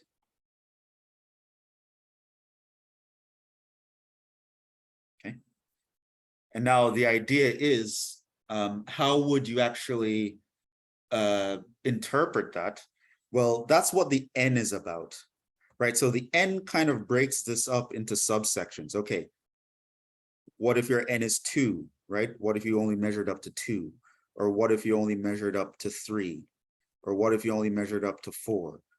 And it extends this idea going onwards. And then it essentially takes the limit of the areas of these rectangles and adding them up. And it turns out that would add up to a finite answer. And we'll actually talk about that a little bit more in future sections, because that concept in and of itself is kind of weird. How can you be adding up an infinite number of things and come up with a finite answer? But essentially here, if you took a Riemann sum, that's what you would be doing, right? You construct a bunch of rectangles under this curve, and you sum the area of these rectangles as an approximation for the curve. And it turns out if you use an infinite number of rectangles, the sum of the areas would be 1. And so that kind of brings us to that. This is a geometrical interpretation of what this means. So this area can be considered finite, which is interesting. But this is actually how you go through computing something like this. So you identify the bad points, which I didn't explicitly do here, but clearly you can see that I'm thinking of, I didn't do it explicitly as a separate step, bad points equals this. But clearly you can see that I interpreted infinity as the bad point, and I replaced it with a letter and let a limit of that letter approach infinity. Ignore the limit at first. I would compute the integral, which we now know how to do in all sorts of scenarios. And then at the end of the day, I'm going to get an expression with that variable I used in it that is meant to replace the bad point. And if I get an answer, so this is a finite answer, I say the integral converges to this number. If I didn't get an answer, or I got infinity or negative infinity, I would say that the integral diverges. Okay, so any questions on this one before we move on? Particularly conceptually, I'm hoping that this actual integral isn't too tough at this point.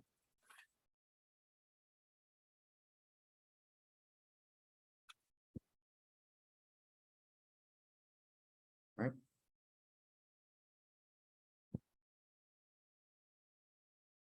Let's get through some more.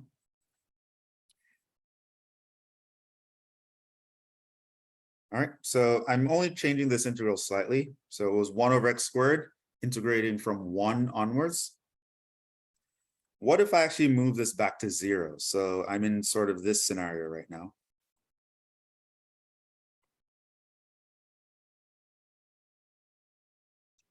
I want to measure the area from here onwards. Okay. Does that still converge? So in this case, 0 is included, and notice that 0 makes our function undefined. This means that 0 is a bad point, right? So here, how I would look at this, 0 to infinity of 1 over x squared dx. Well, I would go from, say, 0 to 1, then 1 to infinity, because I want to expose both of these are bad points. You can't have 2 bad points on any integral, so you break it up so that there's only 1. And so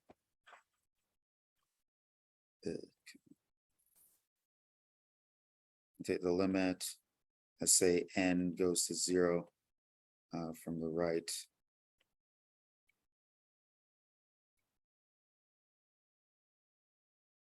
Plus limit as m goes to infinity.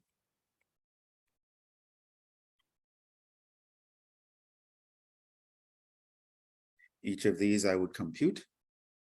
So this one I know is minus 1 over x between n and 1.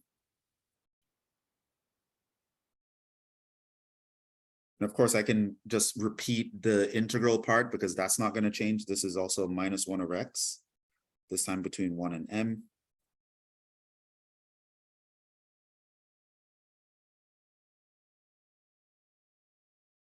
This one, after I apply the fundamental theorem of calculus, I'm going to plug in the 1, plug in the n.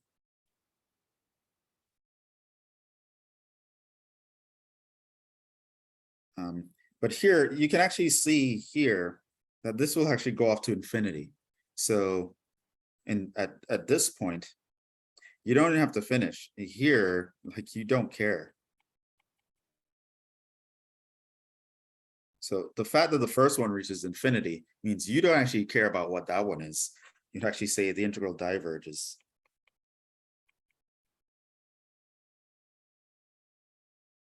I have a question.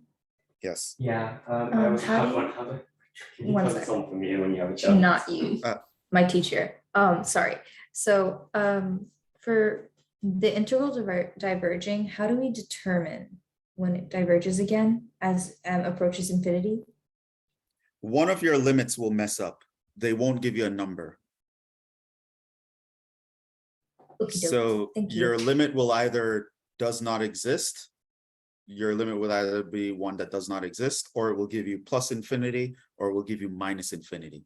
If any one of your limits does that, then the integral diverges, Okay, thank you. right? For a limit, for the integral to converge, all limits that you take must give you a finite real number. And then you can say you converge to that number.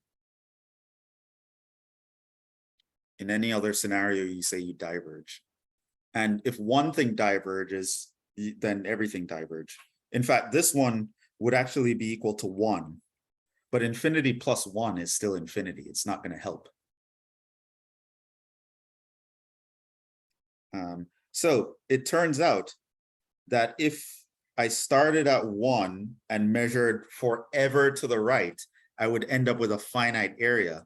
But this part between 0 and 1 that red area is actually infinite, right?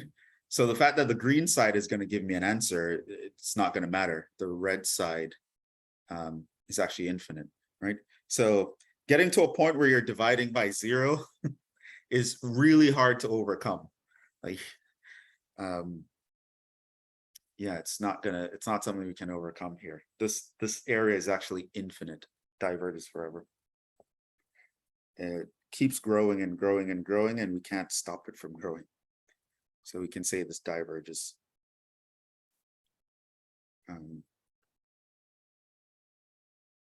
Yeah. Here's another one.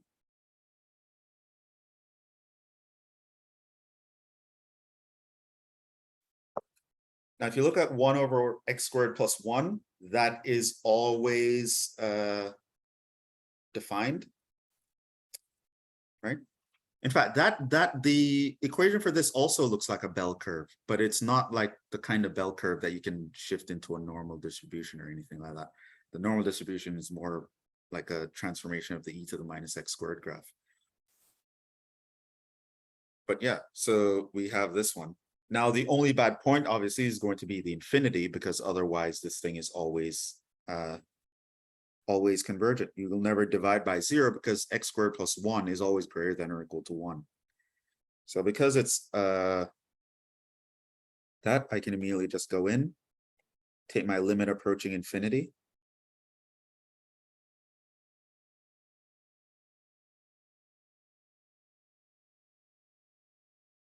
Okay, how do I compute this integral?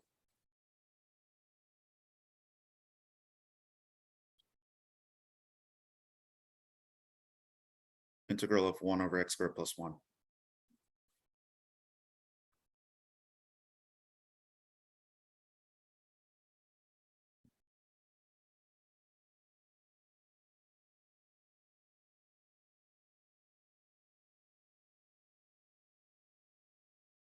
Anyone? Bueller?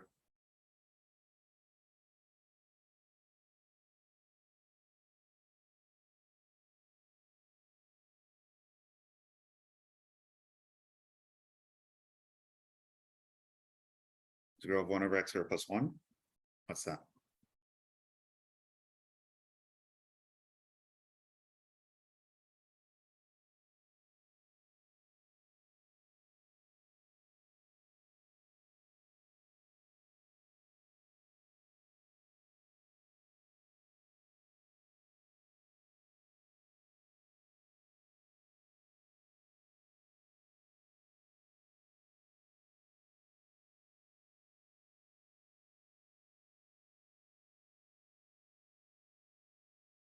That's right. That's the arctangent. Which we should know because it's a basic rule. I think that's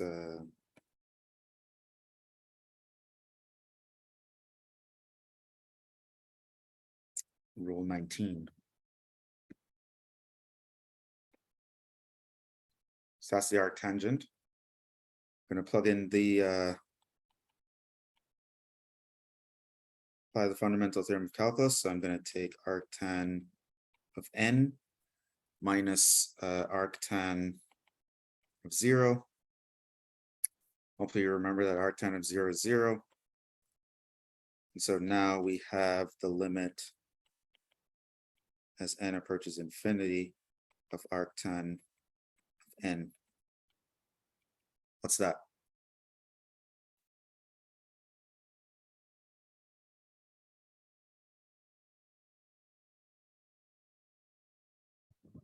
Pi over 2. It's pi over 2. Right, so remember your arctan like has an upper limit and a lower limit of pi over 2. This is minus pi over 2, and looks like this S curve. So you'd be able to say that this guy actually converges from 0 to infinity of 1 over x squared plus 1 converges to pi/2.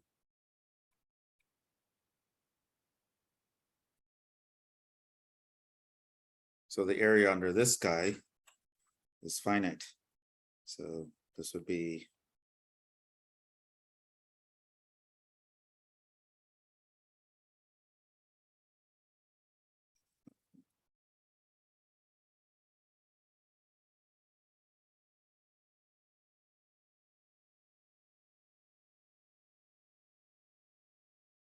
that area is pi/2.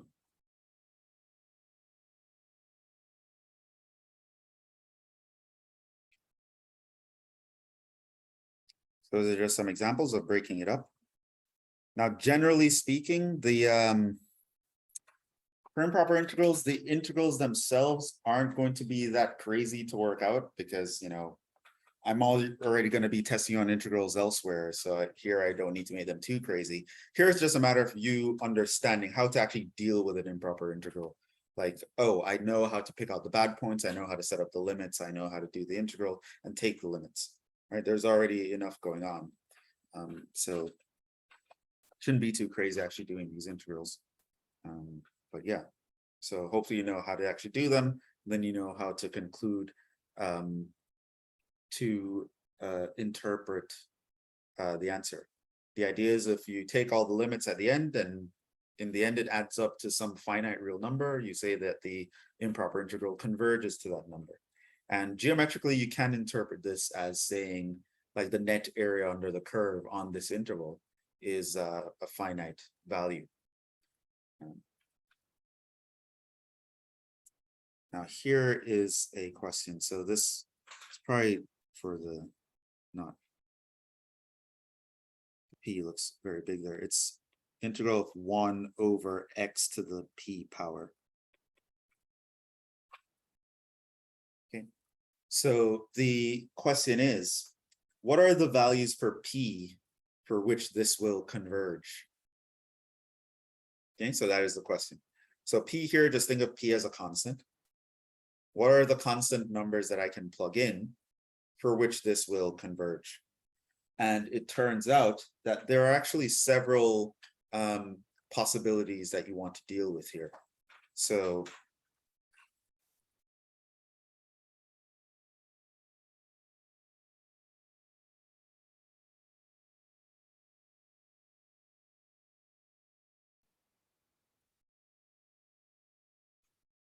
okay, so here's one.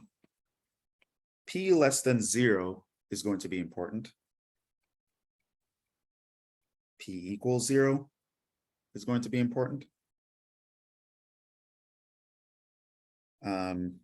P greater than 0 but less than 1 is going to be important. P equals to 1 is going to be important. And P greater than 1 is going to be important. And now you might say, well, why are these important cases to consider? Because if you look at this integral 1 over x to the p, you are in very different situations for each of these p values and on each of these intervals. In the event that your power is negative, what that means is that you have 1 over x to a negative power, which means you can flip it to x to a positive power, and you can get something like a polynomial or something of just larger power that will behave a certain way. If your p equals 0, then of course you have x to the 0 being 1 because x is not 0 itself. And so you just have the integral of 1. Between 0 and 1 is something you have to consider, because at p equals 1, you get 1 over x, which we know becomes a logarithm. And in between that, it's going to be something else. You'd apply the power rule. So at p equals 1 is going to be important, and therefore between 0 and 1 is going to be important, and then after 1 is going to be important. So after 1 is going to have its own case, between 0 and 1 will have its own case, 1 will be its own case, because 1 makes it into a logarithm, whereas on either side it's not a logarithm. So we have several cases here that we need to break this up in, and we're going to actually see, well, what values does this work for? Okay, so let's do case 1.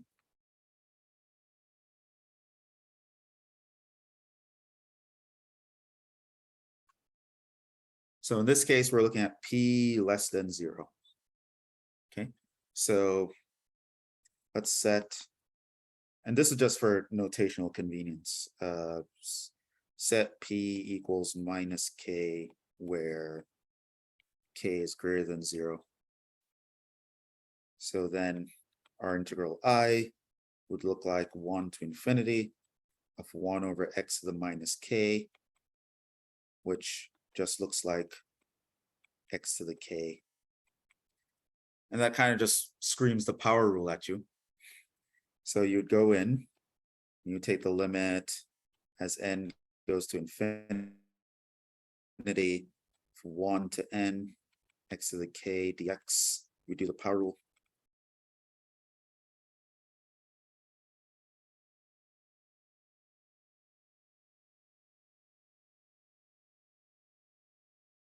So you plug in n.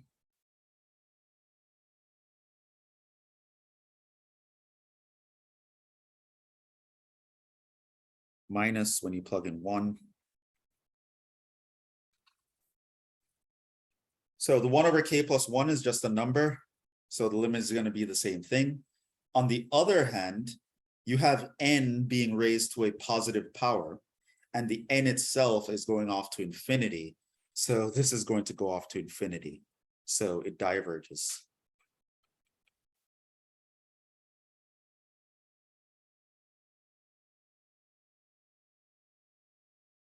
Okay. So in the first case, we diverge.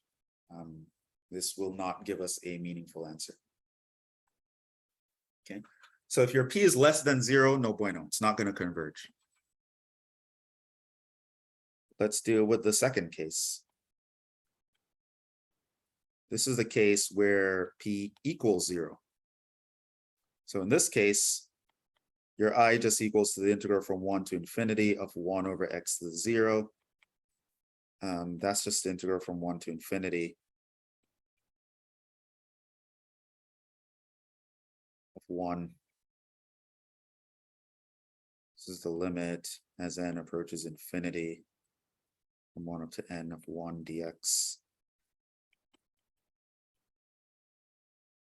That integral is just going to be x between 1 and n.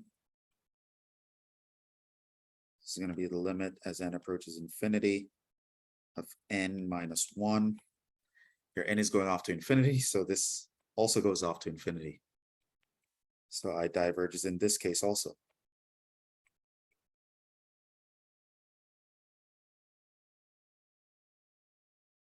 Okay, so far, no luck. Let's look at this case, the third case. So this is the case where our p is between 0 and 1.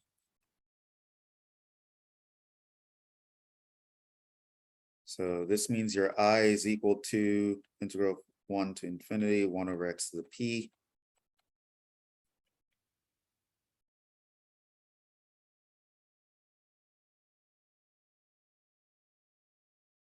In this case, I'm just going to write it as x to the minus p so I can apply the power rule using our integration strategy.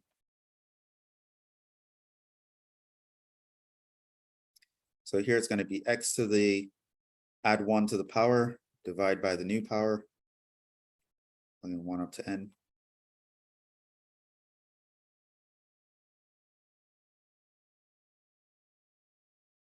And plug in n. Minus, plug in 1. Now your p is between 0 and 1, so the denominator is not 0. So p is not equal to 1, so we're not dividing by 0.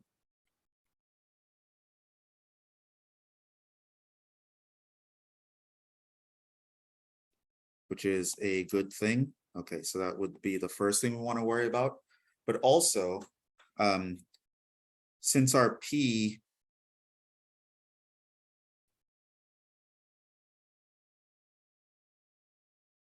is between 0 and 1, this actually means if I take 1 minus p, I get something bigger than 0. So we have n to a positive power. And n is going off to infinity. So I have infinity raised to a positive power divided by some number. You still get infinity.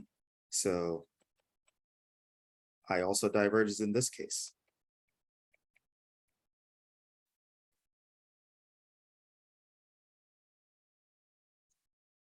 Okay, it's not looking so good for us here. Maybe p equals 1 we'll get lucky. So this is the fourth case. What if p equals 1? Then our integral would look like the integral from 1 to infinity of just 1 over x. Here we look at this as limit as n approaches infinity. Integral of 1 over x is a basic rule. That's just ln.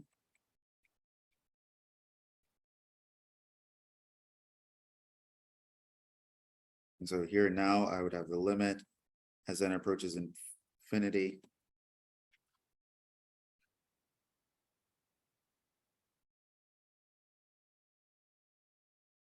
Ln n minus ln 1. Of course, log of 1 is 0. So we just have the limit as n approaches infinity of ln of n. Now we know that the y equals ln x increases. As you get bigger, it gets bigger. So this also goes off to infinity. No luck yet. All right, so I diverges in this case.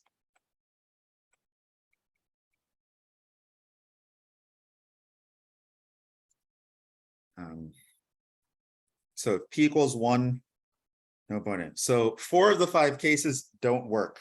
So all the way up to 1, no good. But let's actually see the last case. If anything happens, this is the time. Now's the time. All right. So in the 5th case, where p is larger than 1, let's see, we're running out of space here. So this means our I would be equal to integral from 1 to infinity of 1 over x to the p bigger than 1. This limit as n goes to infinity, 1 to the n of x to the minus p dx.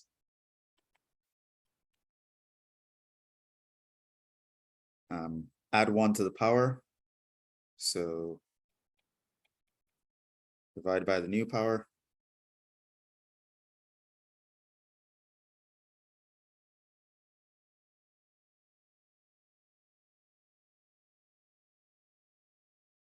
And so this will be, again, it's going to look like this. It's going to look like this. Now, what do you notice? If we do the same examination, p is not 1. So 1 minus p is not equal to 0. And that's a good thing. So we're not dividing by 0. Awesome. What else do we know? We know that p is larger than 1. So this means that 1 minus p is less than 0.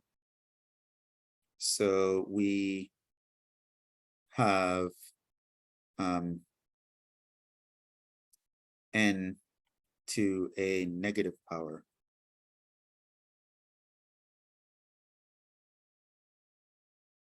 So essentially we can look at this as like 1 over n to a positive power, right?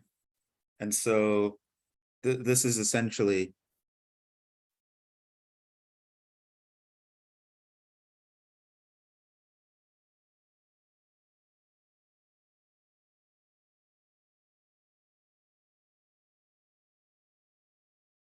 where this guy here is positive. So n is going off to infinity. So n to the p minus 1 is also going off to infinity. Now, what happens to a fraction when the denominator goes off to infinity? Well, this whole thing is going to go off to 0. And then you would end up with just that number. So here you get actually 1 over p minus 1. Boom. Right? We converge. So essentially what you can say is this integral 1 to infinity of 1 over x to the p converges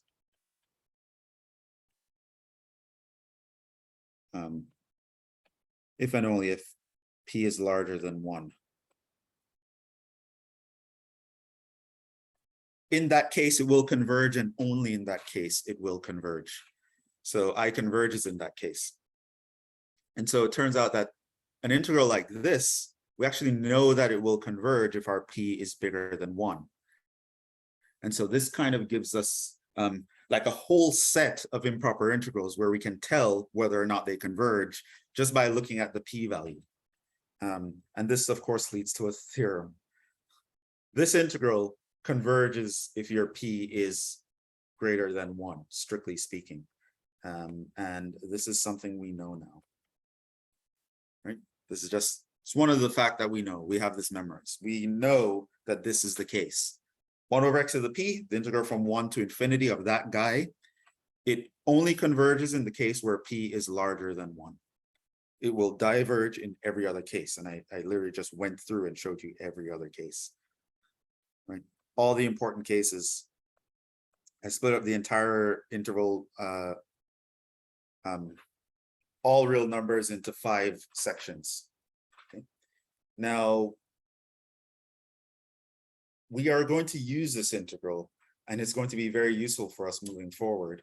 So I'm actually going to stop there and pause there for a second. We'll take our next break, and we're actually going to see when this guy comes useful. So what I want to talk about now is going to be a couple of comparison theorems. And it turns out that this particular integral that I just spoke about, the 1 over x to the p, is going to be very useful in that case.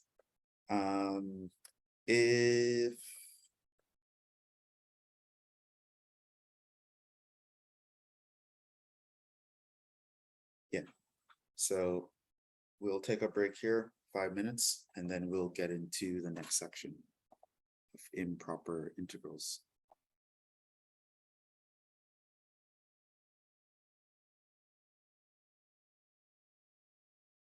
All right. So, very important theorem. The improper integral 1 to the infinity of 1 over x to the p dx converges if and only if our p is greater than 1. That will actually be a very useful thing to know. And in fact, I put a little bit a note in here. It's very useful to know for many reasons, but it's going to be particularly useful to us because of a couple of theorems called the comparison theorems. Now, to motivate why we might need a comparison theorem, the idea is sometimes we're going to want to be able to compute an improper integral, and the integration part of this is going to be very difficult or impossible to actually do. So notice that computing an improper integral does involve you actually doing integration itself. Now, there are many scenarios in which there's a very, very important improper integral. So like that statistics example we brought up earlier. Being able to compute something like this, or knowing that we can to some extent, is going to be very important. And so we want to be able to say whether or not something would converge or diverge, for example, but computing the actual value might be very, very difficult.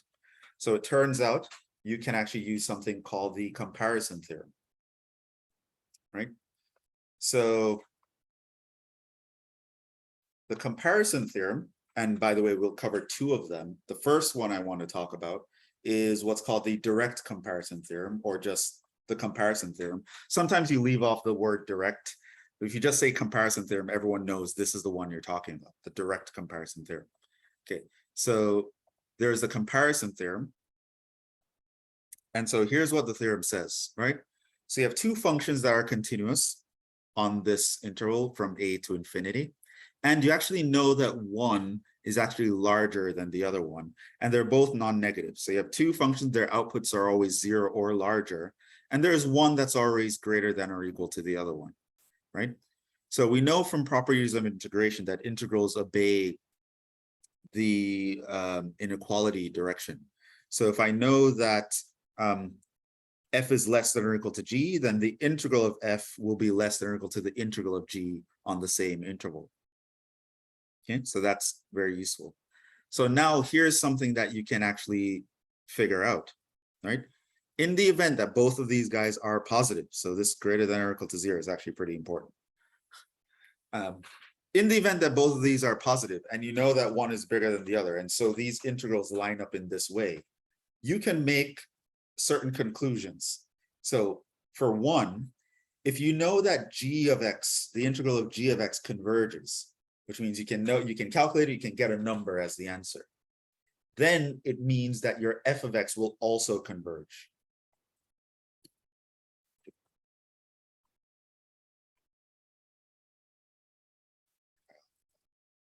If your g of x converges, then you automatically know that your f of x converges. In other words, if you can find an integral that's larger than the integral that you're looking at, and you know that that converges to a finite number, it's going to force the smaller one to converge to that number. So if this one doesn't go off to infinity, it stops the smaller one from going off to infinity. It's now a barrier for the smaller one, because the smaller one always has to be less than that, but it always has to be bigger than 0. So it's stuck between that number and 0. It has to actually go somewhere, right? Because you're going to take a limit. It's going to converge. And we know it's going to converge to some number because it's positive, so it's adding up to something. So it's not like it's going to be bouncing back and forth. You keep adding something to it, but it cannot pass a certain number. So we know that it must stop at somewhere in this interval, right? So that's the first thing. If I know the bigger one converges, it will automatically means that the smaller one converges. So it turns out I can talk about the convergence of f without actually doing any detailed calculations on it. I can know that there is some answer because I know about g. On the other hand, or a other hand, there are actually 3 hands here. If my f diverges, and of course, if it diverges in this case, it would have to diverge to infinity because it's positive, so I'm always adding up something. So if it diverges, it's not going to be because the limit is bouncing back and forth. The limit is moving in one direction. It just keeps getting bigger and bigger and bigger. So if it diverges, the smaller one is going to go off to infinity, but the bigger one has to also go off to infinity because the smaller one is pushing it to infinity. He always has to be bigger. So the smaller guy goes to infinity, right? If this guy goes to infinity, that guy also has to go to infinity because he has to be bigger. And so if I know that the smaller one diverges, I will know that the larger one also diverges. Okay. Now, in any other scenario, you cannot make a conclusion. For example, if I know that this one goes to a finite number, it converges, that tells me nothing about this guy, because that guy could be another finite number that's bigger, or it could go off to infinity. It would still be bigger. There's nothing I can definitely say about the value of the upper one. And conversely, if the bigger one goes off to infinity, what can I say about the smaller one? Nothing. It could go off to infinity also, or it could stop at a finite number. Like I wouldn't be able to say anything specific about that, right? So it turns out that you cannot make any conclusion in any other scenario. So that's also important. We need to know what we can do and what we can't do.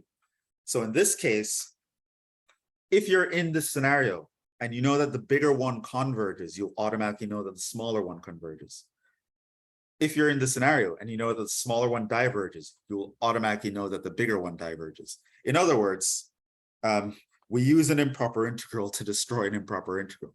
I can talk about some other integral to make a conclusion about the one I actually care about. So I'm just using some other improper integral to talk about this the actual integral that I care about.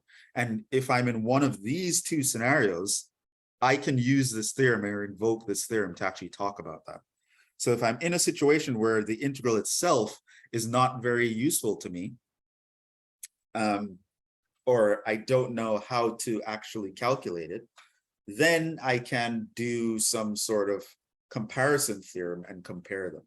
So you might think of an example here, maybe. So let's say I have something like, oh, my integral is the integral from 1 to infinity of 1 over, you know, x to the 1000 plus 5, right? Let's say I care about that integral, right? And I ask, does this converge?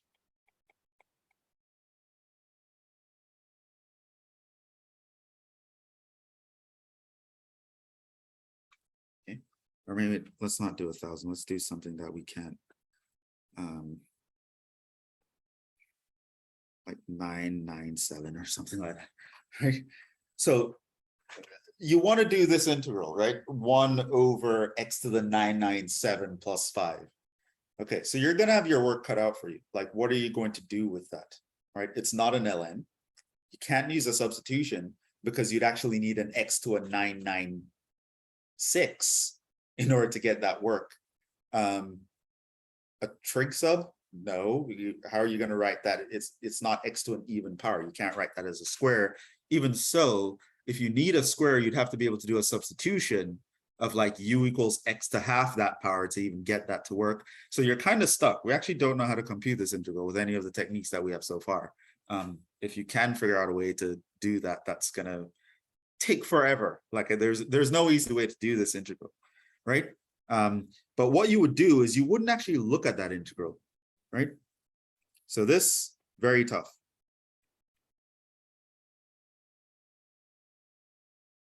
So what you would do is instead look at something like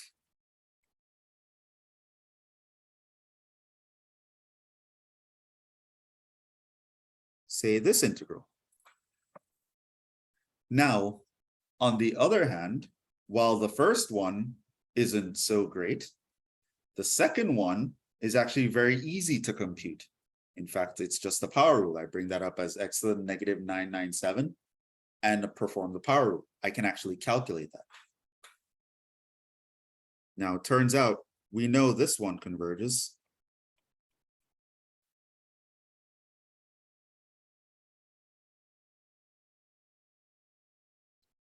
How do we know? I don't even have to calculate that. Why? Because I just gave you a theorem that says everything that looks like that converges if your p is greater than 1. And looky here, your p is actually 997. That's bigger than 1 by above theorem.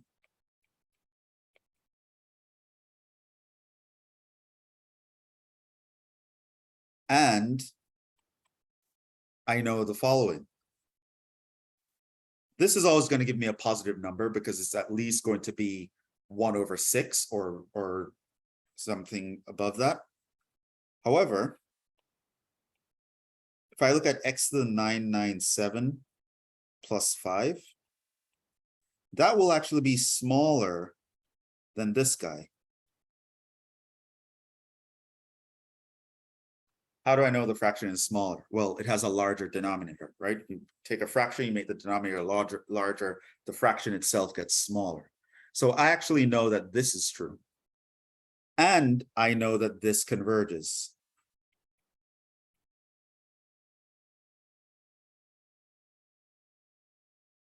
And this means that my original integral, I converges.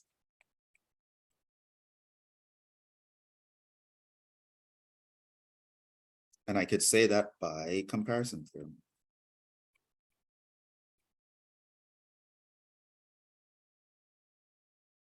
Now, don't worry about what I converges to. That's a whole other thing, right? So this integral is very difficult for us to do, and it might actually even be impossible.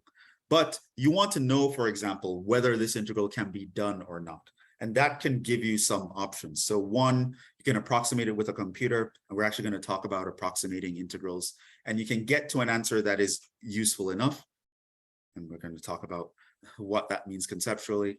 But to know that you would even try to do any of that would also be important. So it turns out you can talk about the convergence, the comparison theorem to tell you, oh, there is an answer for this integral. You know, we just might not know what it is, but we know it's out there, right? And we can, you know, go on a search to find it. But you might have this integral and it's like, it's very difficult to calculate. I don't even know where to start, but you can actually know whether it would converge or not based on the comparison theorem in this scenario, because it fulfills all these criteria. So in this case, this is kind of like my f of x, and this is kind of like my g of x. And I know that my g of x converges by that theorem I mentioned earlier, and therefore my f of x converges. I am in condition 1 here. Okay. So that's how the comparison theorem is going to work. We can actually use comparison, and it comes from us comparing it to some other integral, and we can know whether something will converge or diverge. Okay, so that is the first thing. Okay, so now here is something else, another comparison theorem. This is called the limit comparison theorem. Now, whenever you're using the limit comparison theorem, we emphasize the word limit, right? So we don't really leave that off. So one thing is the comparison theorem, and the next thing is the limit comparison theorem. Now, you might be wondering, why would we need a limit comparison theorem? Well, because the comparison theorem itself is very easy to apply when it does work out, but it's easy also for it not to work out. It works out in two very specific situations where we can make a definite conclusion. If the larger one converges or if the smaller one diverges, but it tells us nothing in any other scenario. So you might be in a situation where you actually want to make a comparison, but you can't actually get the inequalities to line up. So in that case, you might do what's called a limit comparison. And you will notice that in this theorem, nothing is said about if G is bigger than F or F is bigger than G, right? So the nice thing about this is we can use this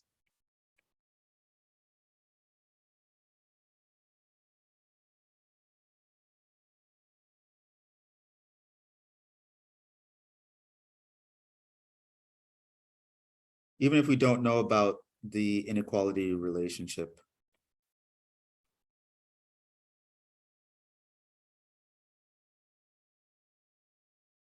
Between F and G, or it is problematic to find out.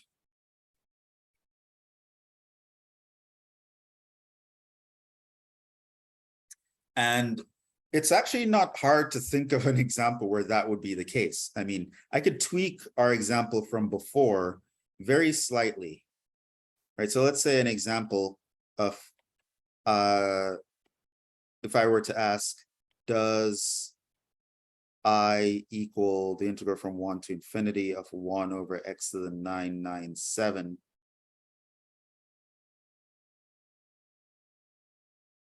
minus 5 dx converge? Okay. Now, if someone could ask us that integral, right? And then we consider the other one. We consider an easy case. Consider this integral.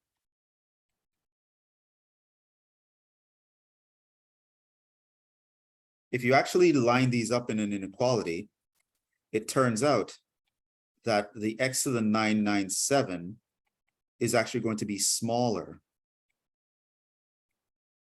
than this guy. Why? Because this has a smaller denominator and therefore it's a larger fraction. Right? And so now we know this converges.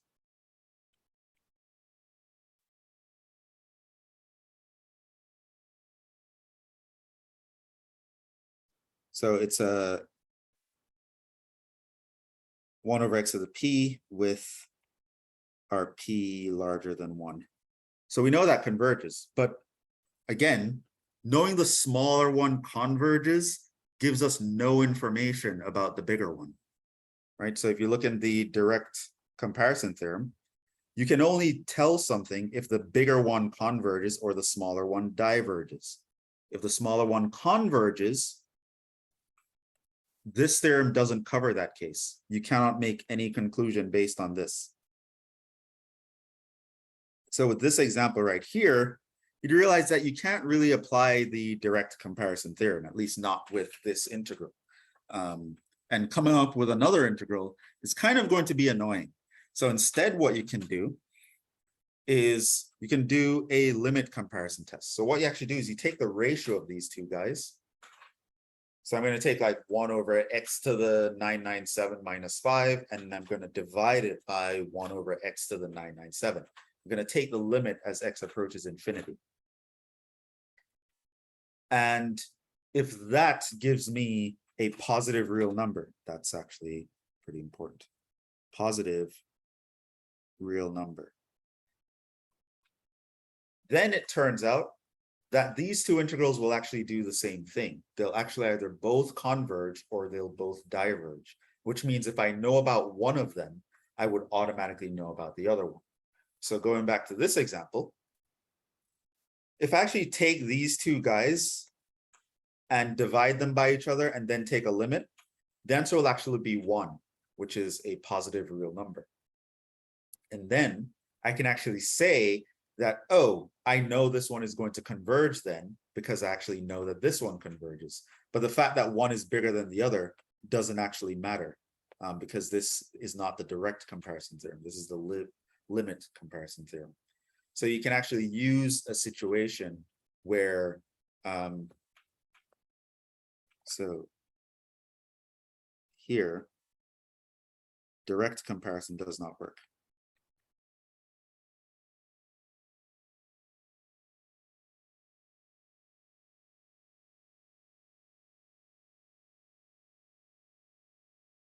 So what you can actually do is use the limit comparison.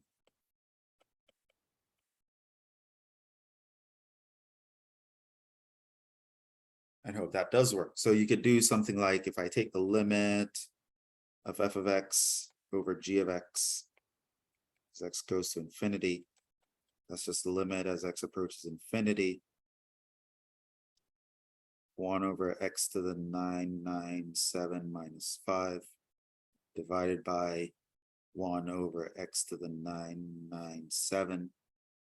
This is, of course, going to be the limit as x to the 997 divided by x to the 997 minus 5. We learned in Calc 1 that you can ignore this minus 5. Only the biggest powers will actually matter in this case.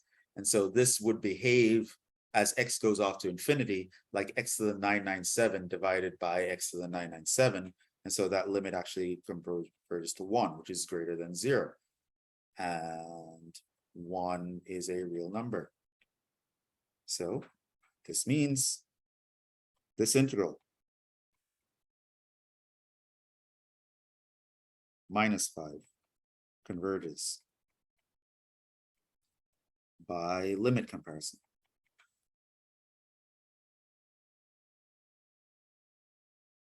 And you'd actually be able to make that conclusion.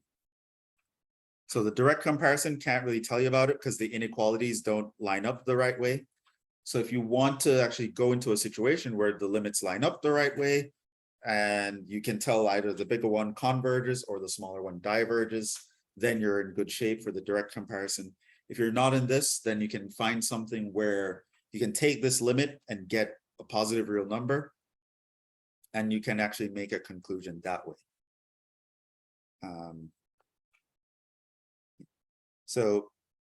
Before we go on, any questions about the comparison theorems or how to use them or what they say or anything like that?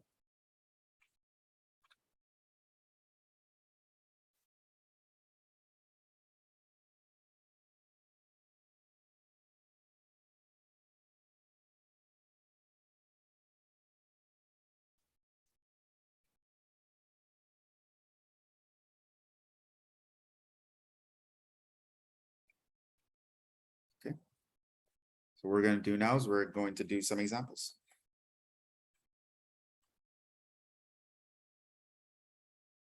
Let's look at this integral equals I. Now, This is obviously an improper integral because there's an infinity on the upper limit, right? So that makes it improper. However, you should also notice that,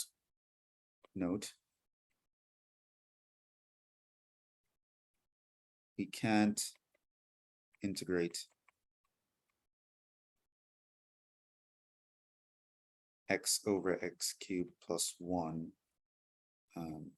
dx by any of our techniques.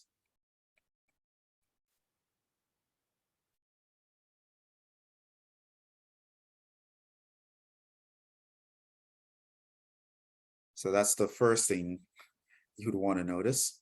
So there's no way I could actually ask you for an exact answer here because it's not gonna come.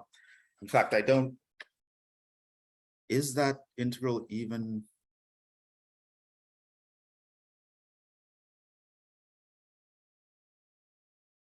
Like, is that even possible in general? I don't know.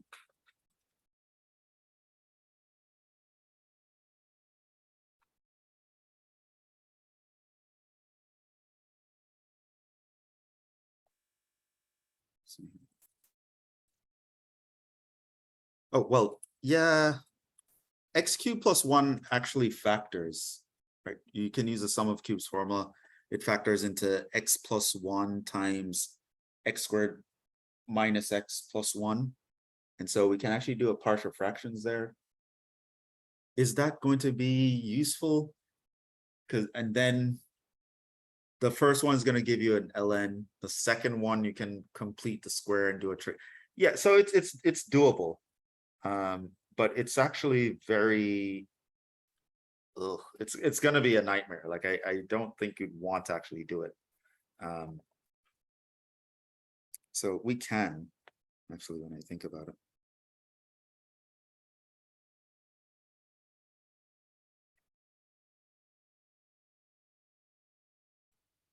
But it would be horrible.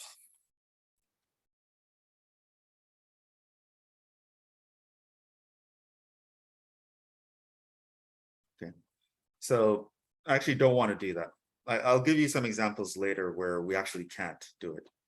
But for now, I just want you to appreciate the method.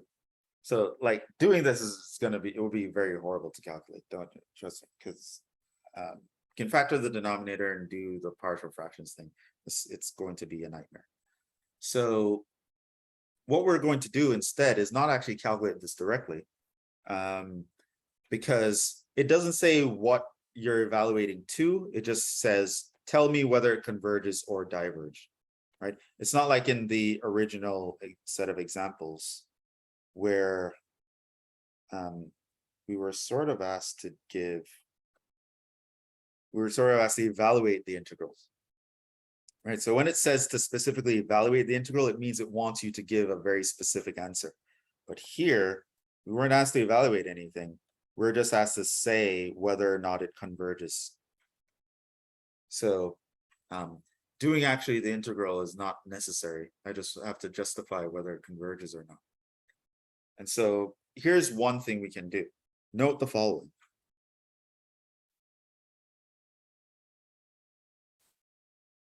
This guy is obviously going to be greater than or equal to 0.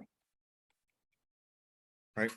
If x equals 0, then it's going to be 0. But as long as x is positive, it's going to give us something greater than 0. Okay. And now what you can actually do is notice that this is actually going to be less than something. If we make the denominator smaller, the fraction will get bigger. So I can should just think of subtracting 1 from that, and that would be true. And so that's just 1 over x squared. Now, obviously, integrating 1 over x squared is heck of a lot easier than integrating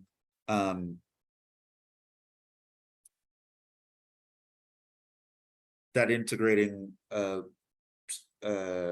or x over x cubed plus 1, right? Like this guy is just the power rule. That guy, you'd have to go through like a whole process to do.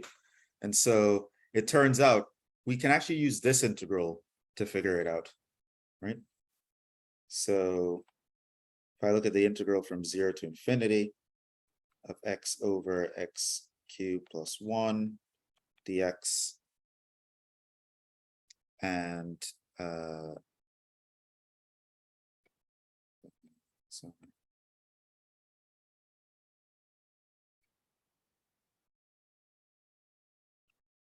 that's going to be bigger than 0, but it's also going to be bigger than this guy.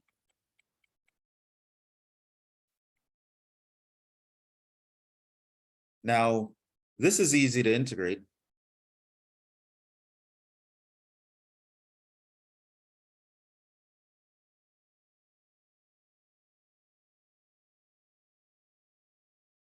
But it is divergent. So it's actually not a very nice thing to use. And it's divergent because of the 0 here. Okay. So here's how we can actually talk about this integral converging. We know we have a theorem with 1 over x to the p, but we start from 1. So what we can do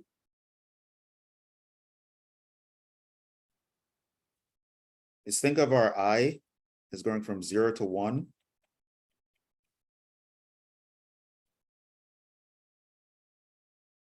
And then from 1 to infinity.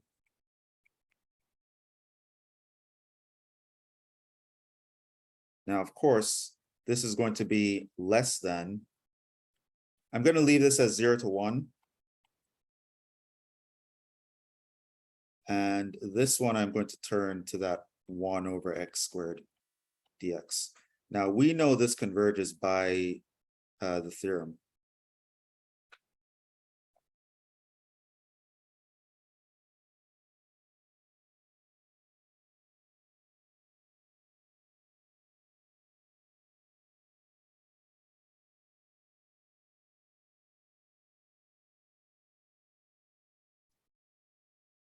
Right, so let's say to be, I'm just making up a number. So we know that that's going to be a number, okay? We also know that this will converge.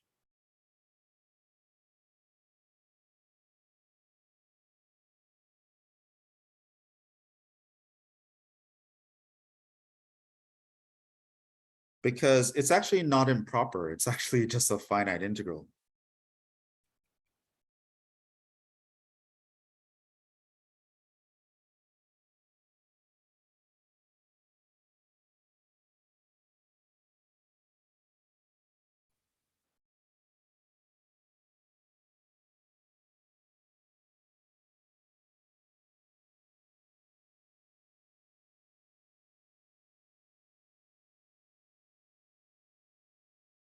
Right, so this is just going to be some curve doing whatever it's doing, and you're just measuring the area from 0 to 1. So that's going to give you some answer too. So let's say that gives you A. And so you know that your I is going to be an A plus B. And so by comparison theorem, it converges.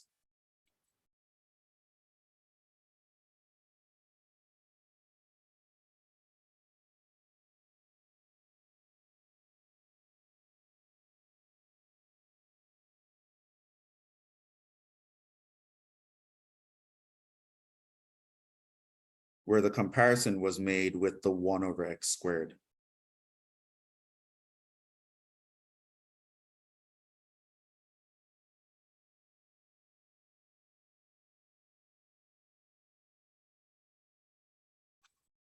Now this one is a little bit, has a little bit of nuance in there. Probably wasn't good as a first example because, but I did want to point out that you have to break this up into 1 here. Let's write this, because I actually want you to pay attention to the theorem.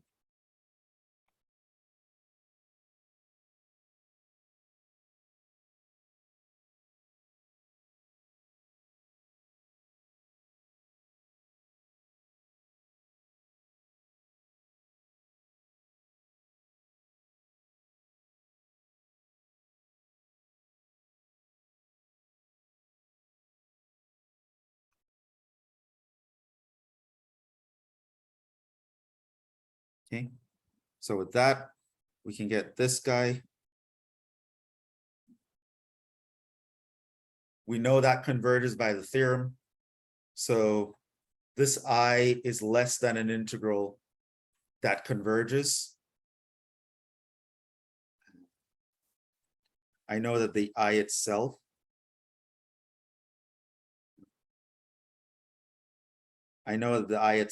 is also greater than or equal to 0. So I can apply the comparison theorem.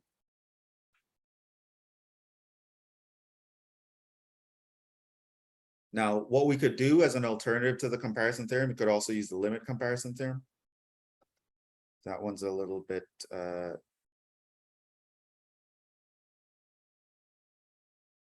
this was a little bit tricky for you in terms of how this thing works out alternatively.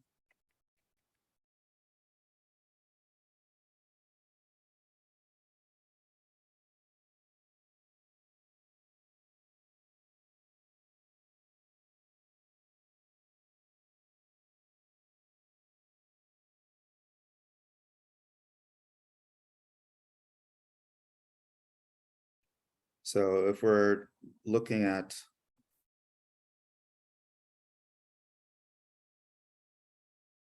one to infinity of x over x cubed plus 1 dx, we want to compare to 1 to infinity of 1 over x squared dx. Then we could take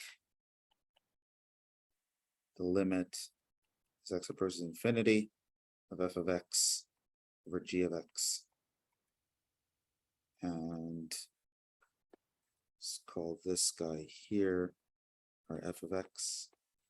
Let's call this guy here our g of x.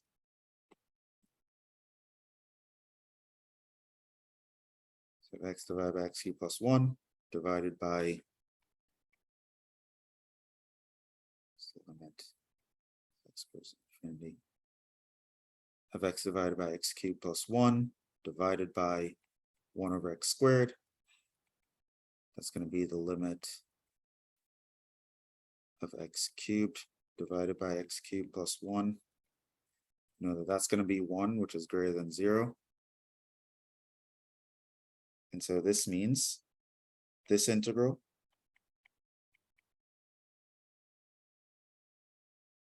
and this integral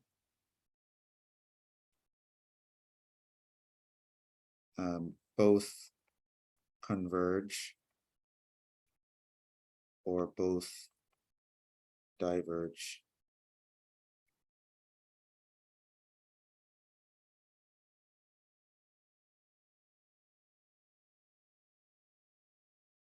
But we know this converges by the theorem.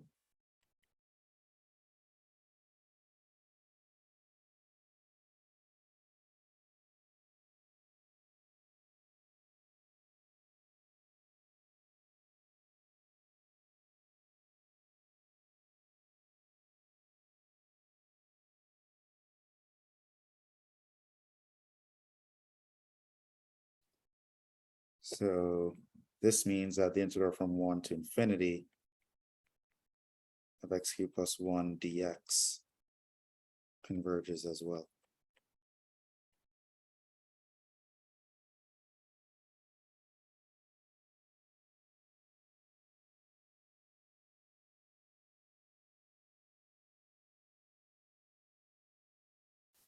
And so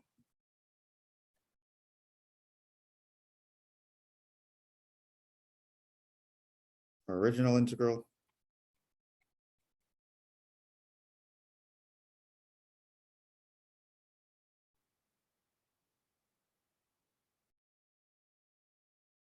converges.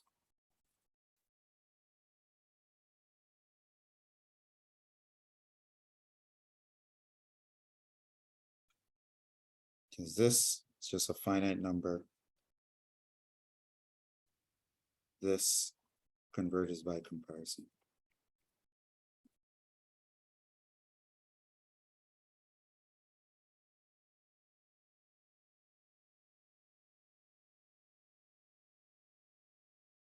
So that's just me using two different ways on this one. So on this one, it actually turns out that this the 1 over x squared is actually larger. So you can actually do direct comparison. If the bigger one converges, the smaller one also will converge. But let's say you couldn't find one that was bigger, or you didn't know that that was bigger directly. You could actually just do the limit comparison. Take the ratios, take the limit as x goes off to infinity, and you would actually get that it converges either way.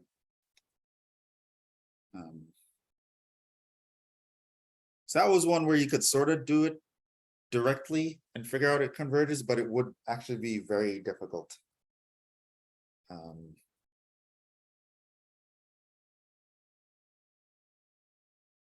However,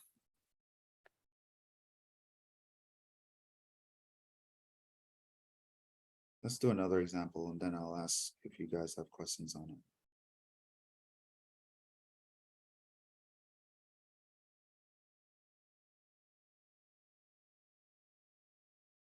So here's one. And this one we definitely can't integrate with any of our techniques.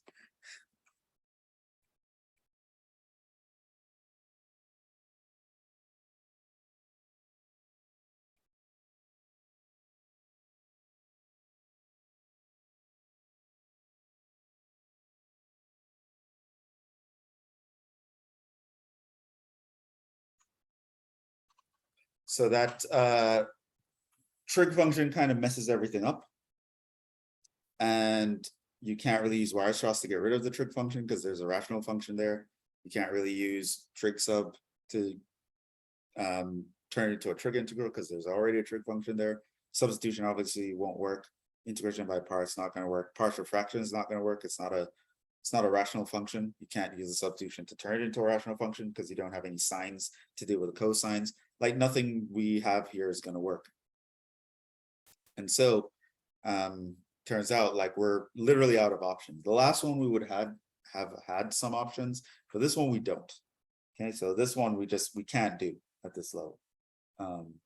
So what we want to do here is some sort of comparison. And it turns out that we actually know something that can help us. And this is actually something that can be useful in trig, like in general, especially when it comes to sine and cosine. I'm sure you've used this in Calc 1 when you were doing like limits with squeeze theorem and things like that. So having an inequality is actually going to be a nice thing. And you always have an inequality that you can apply with sine and cosine. For example, we always know that cosine is between -1 and 1. Of course, if I square this, that would mean that cosine squared is always between 0 and 1, right? Because you square something that's negative. And I can go through and I can divide all sides by 1 over x squared.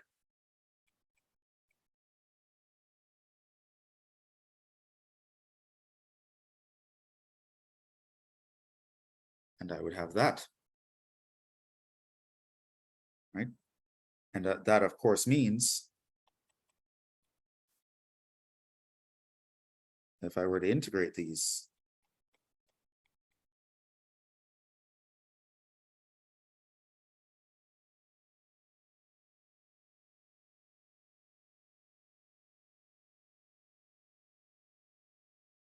that would also be true. So now we have this relationship. And what you can do is you can look at this integral, which I think we know that convert. We did that example, I think. Was it a 0 in the bottom or? Yeah, we actually did that earlier. We know that converges. That's pi over 2.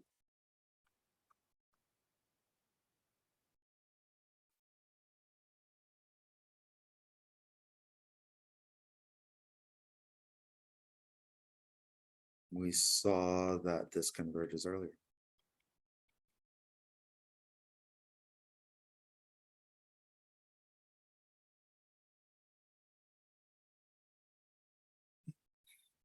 So therefore,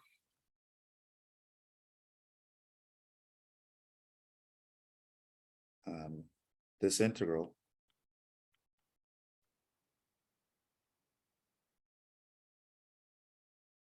converges by comparison.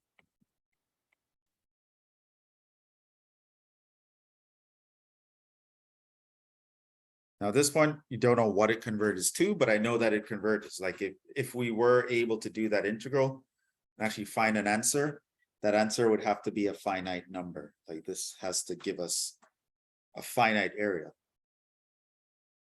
Right? Any questions on this example or applying the comparison theorem in general?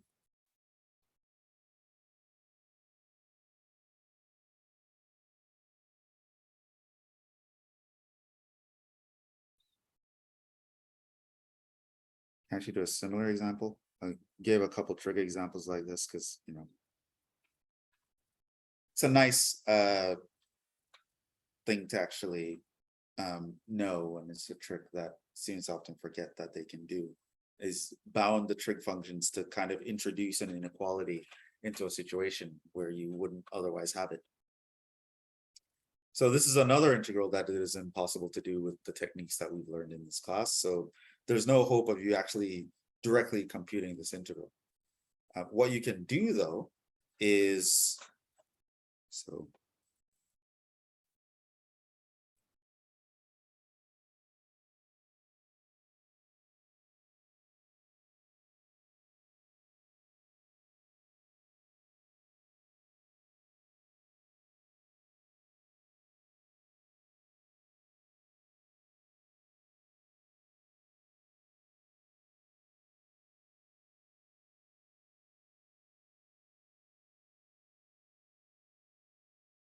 we're kind of out of luck with the techniques, but it turns out we only want to ask whether it converges or diverges, so actually don't need to know it. But here's something we do know.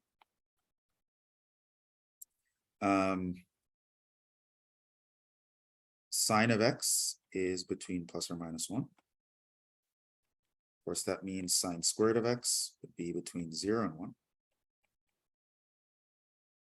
course, that means you can actually add 1 on all sides.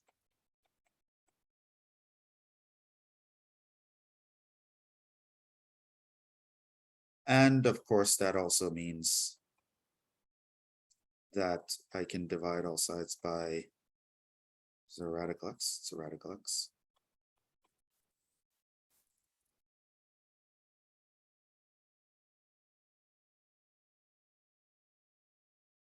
Now, of course, with x greater than 0, it's of course true that this would be greater than 0.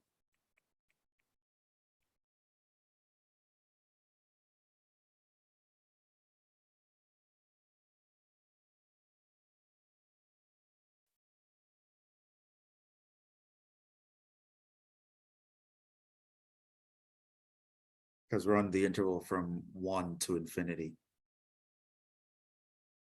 And so what you can do is you can throw in the integrals here.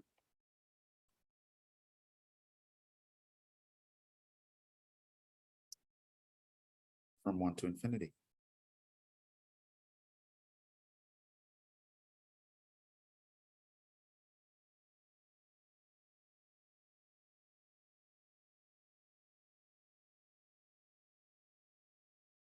Okay, so now a question just to actually wrap up here. What is the answer, and which one of these integrals will be useful in identifying that answer?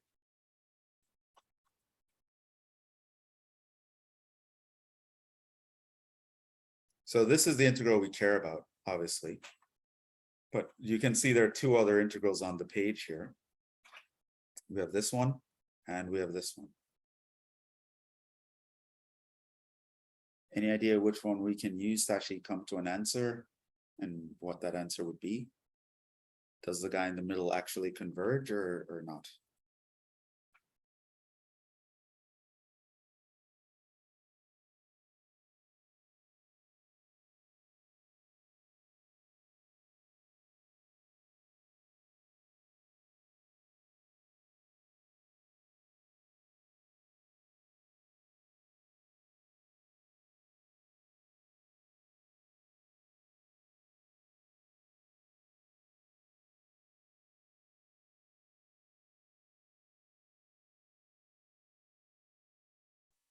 Well, what can you tell me about this integral here? Converge or diverge?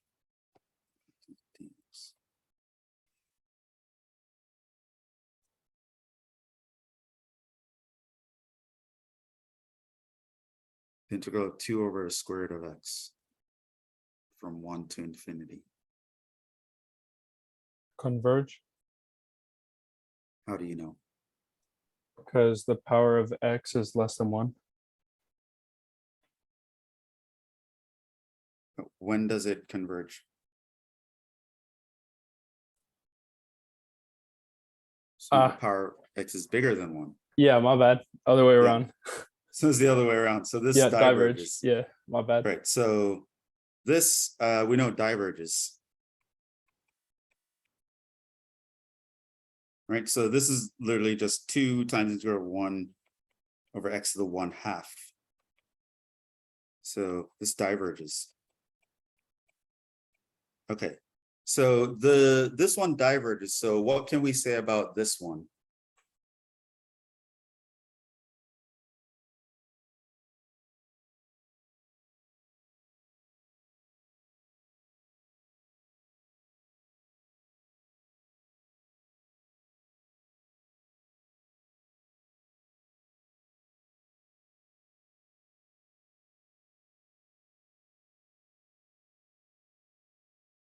I actually can't say anything. It doesn't help.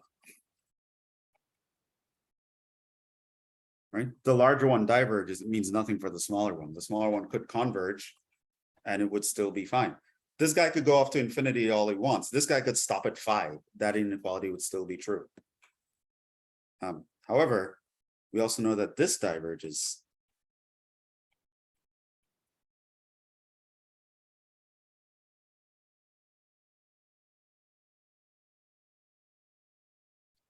So we can actually use the comparison theorem on this side. Right? So over here, we can use the comparison theorem.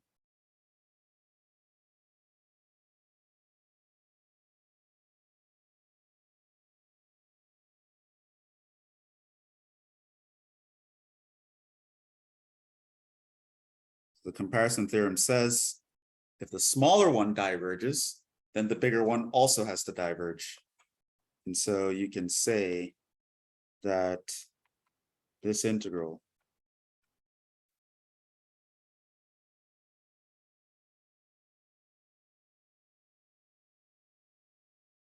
diverges.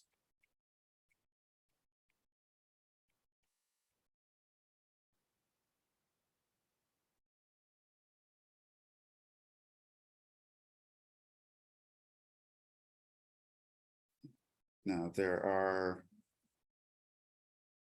2 more examples, and obviously the next section, numerical integration, will move over to tomorrow. It was actually not going to be so bad. It's going to be, we're going to kind of go back to our roots of Riemann sums and just adding up areas of rectangles. But yeah, try these last 2 examples. Because we did dump a lot of new concepts here, so probably learning on the spot isn't fair. But look over this stuff, read through the theorems again, read how to actually evaluate improper integrals, and then read through trying to do the comparison theorem and do these 2 examples, which for both of them, you could use the comparison theorem. You're not actually going to do these guys directly. But we will stop there.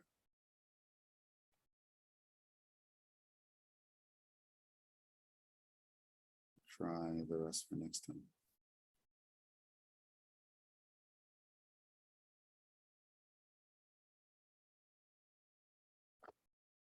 All right. So we'll stop there. Thank you for your time and attention. We will continue tomorrow. We'll finish up everything we need for the first test, and we'll have some extra time. And I'll give you some practice things to do for the test, so you'll be good. Yes. All right. I can see you tomorrow. Yeah. So for now, we're going to wrap up. Have a good night, and see you in the next one. Ciao.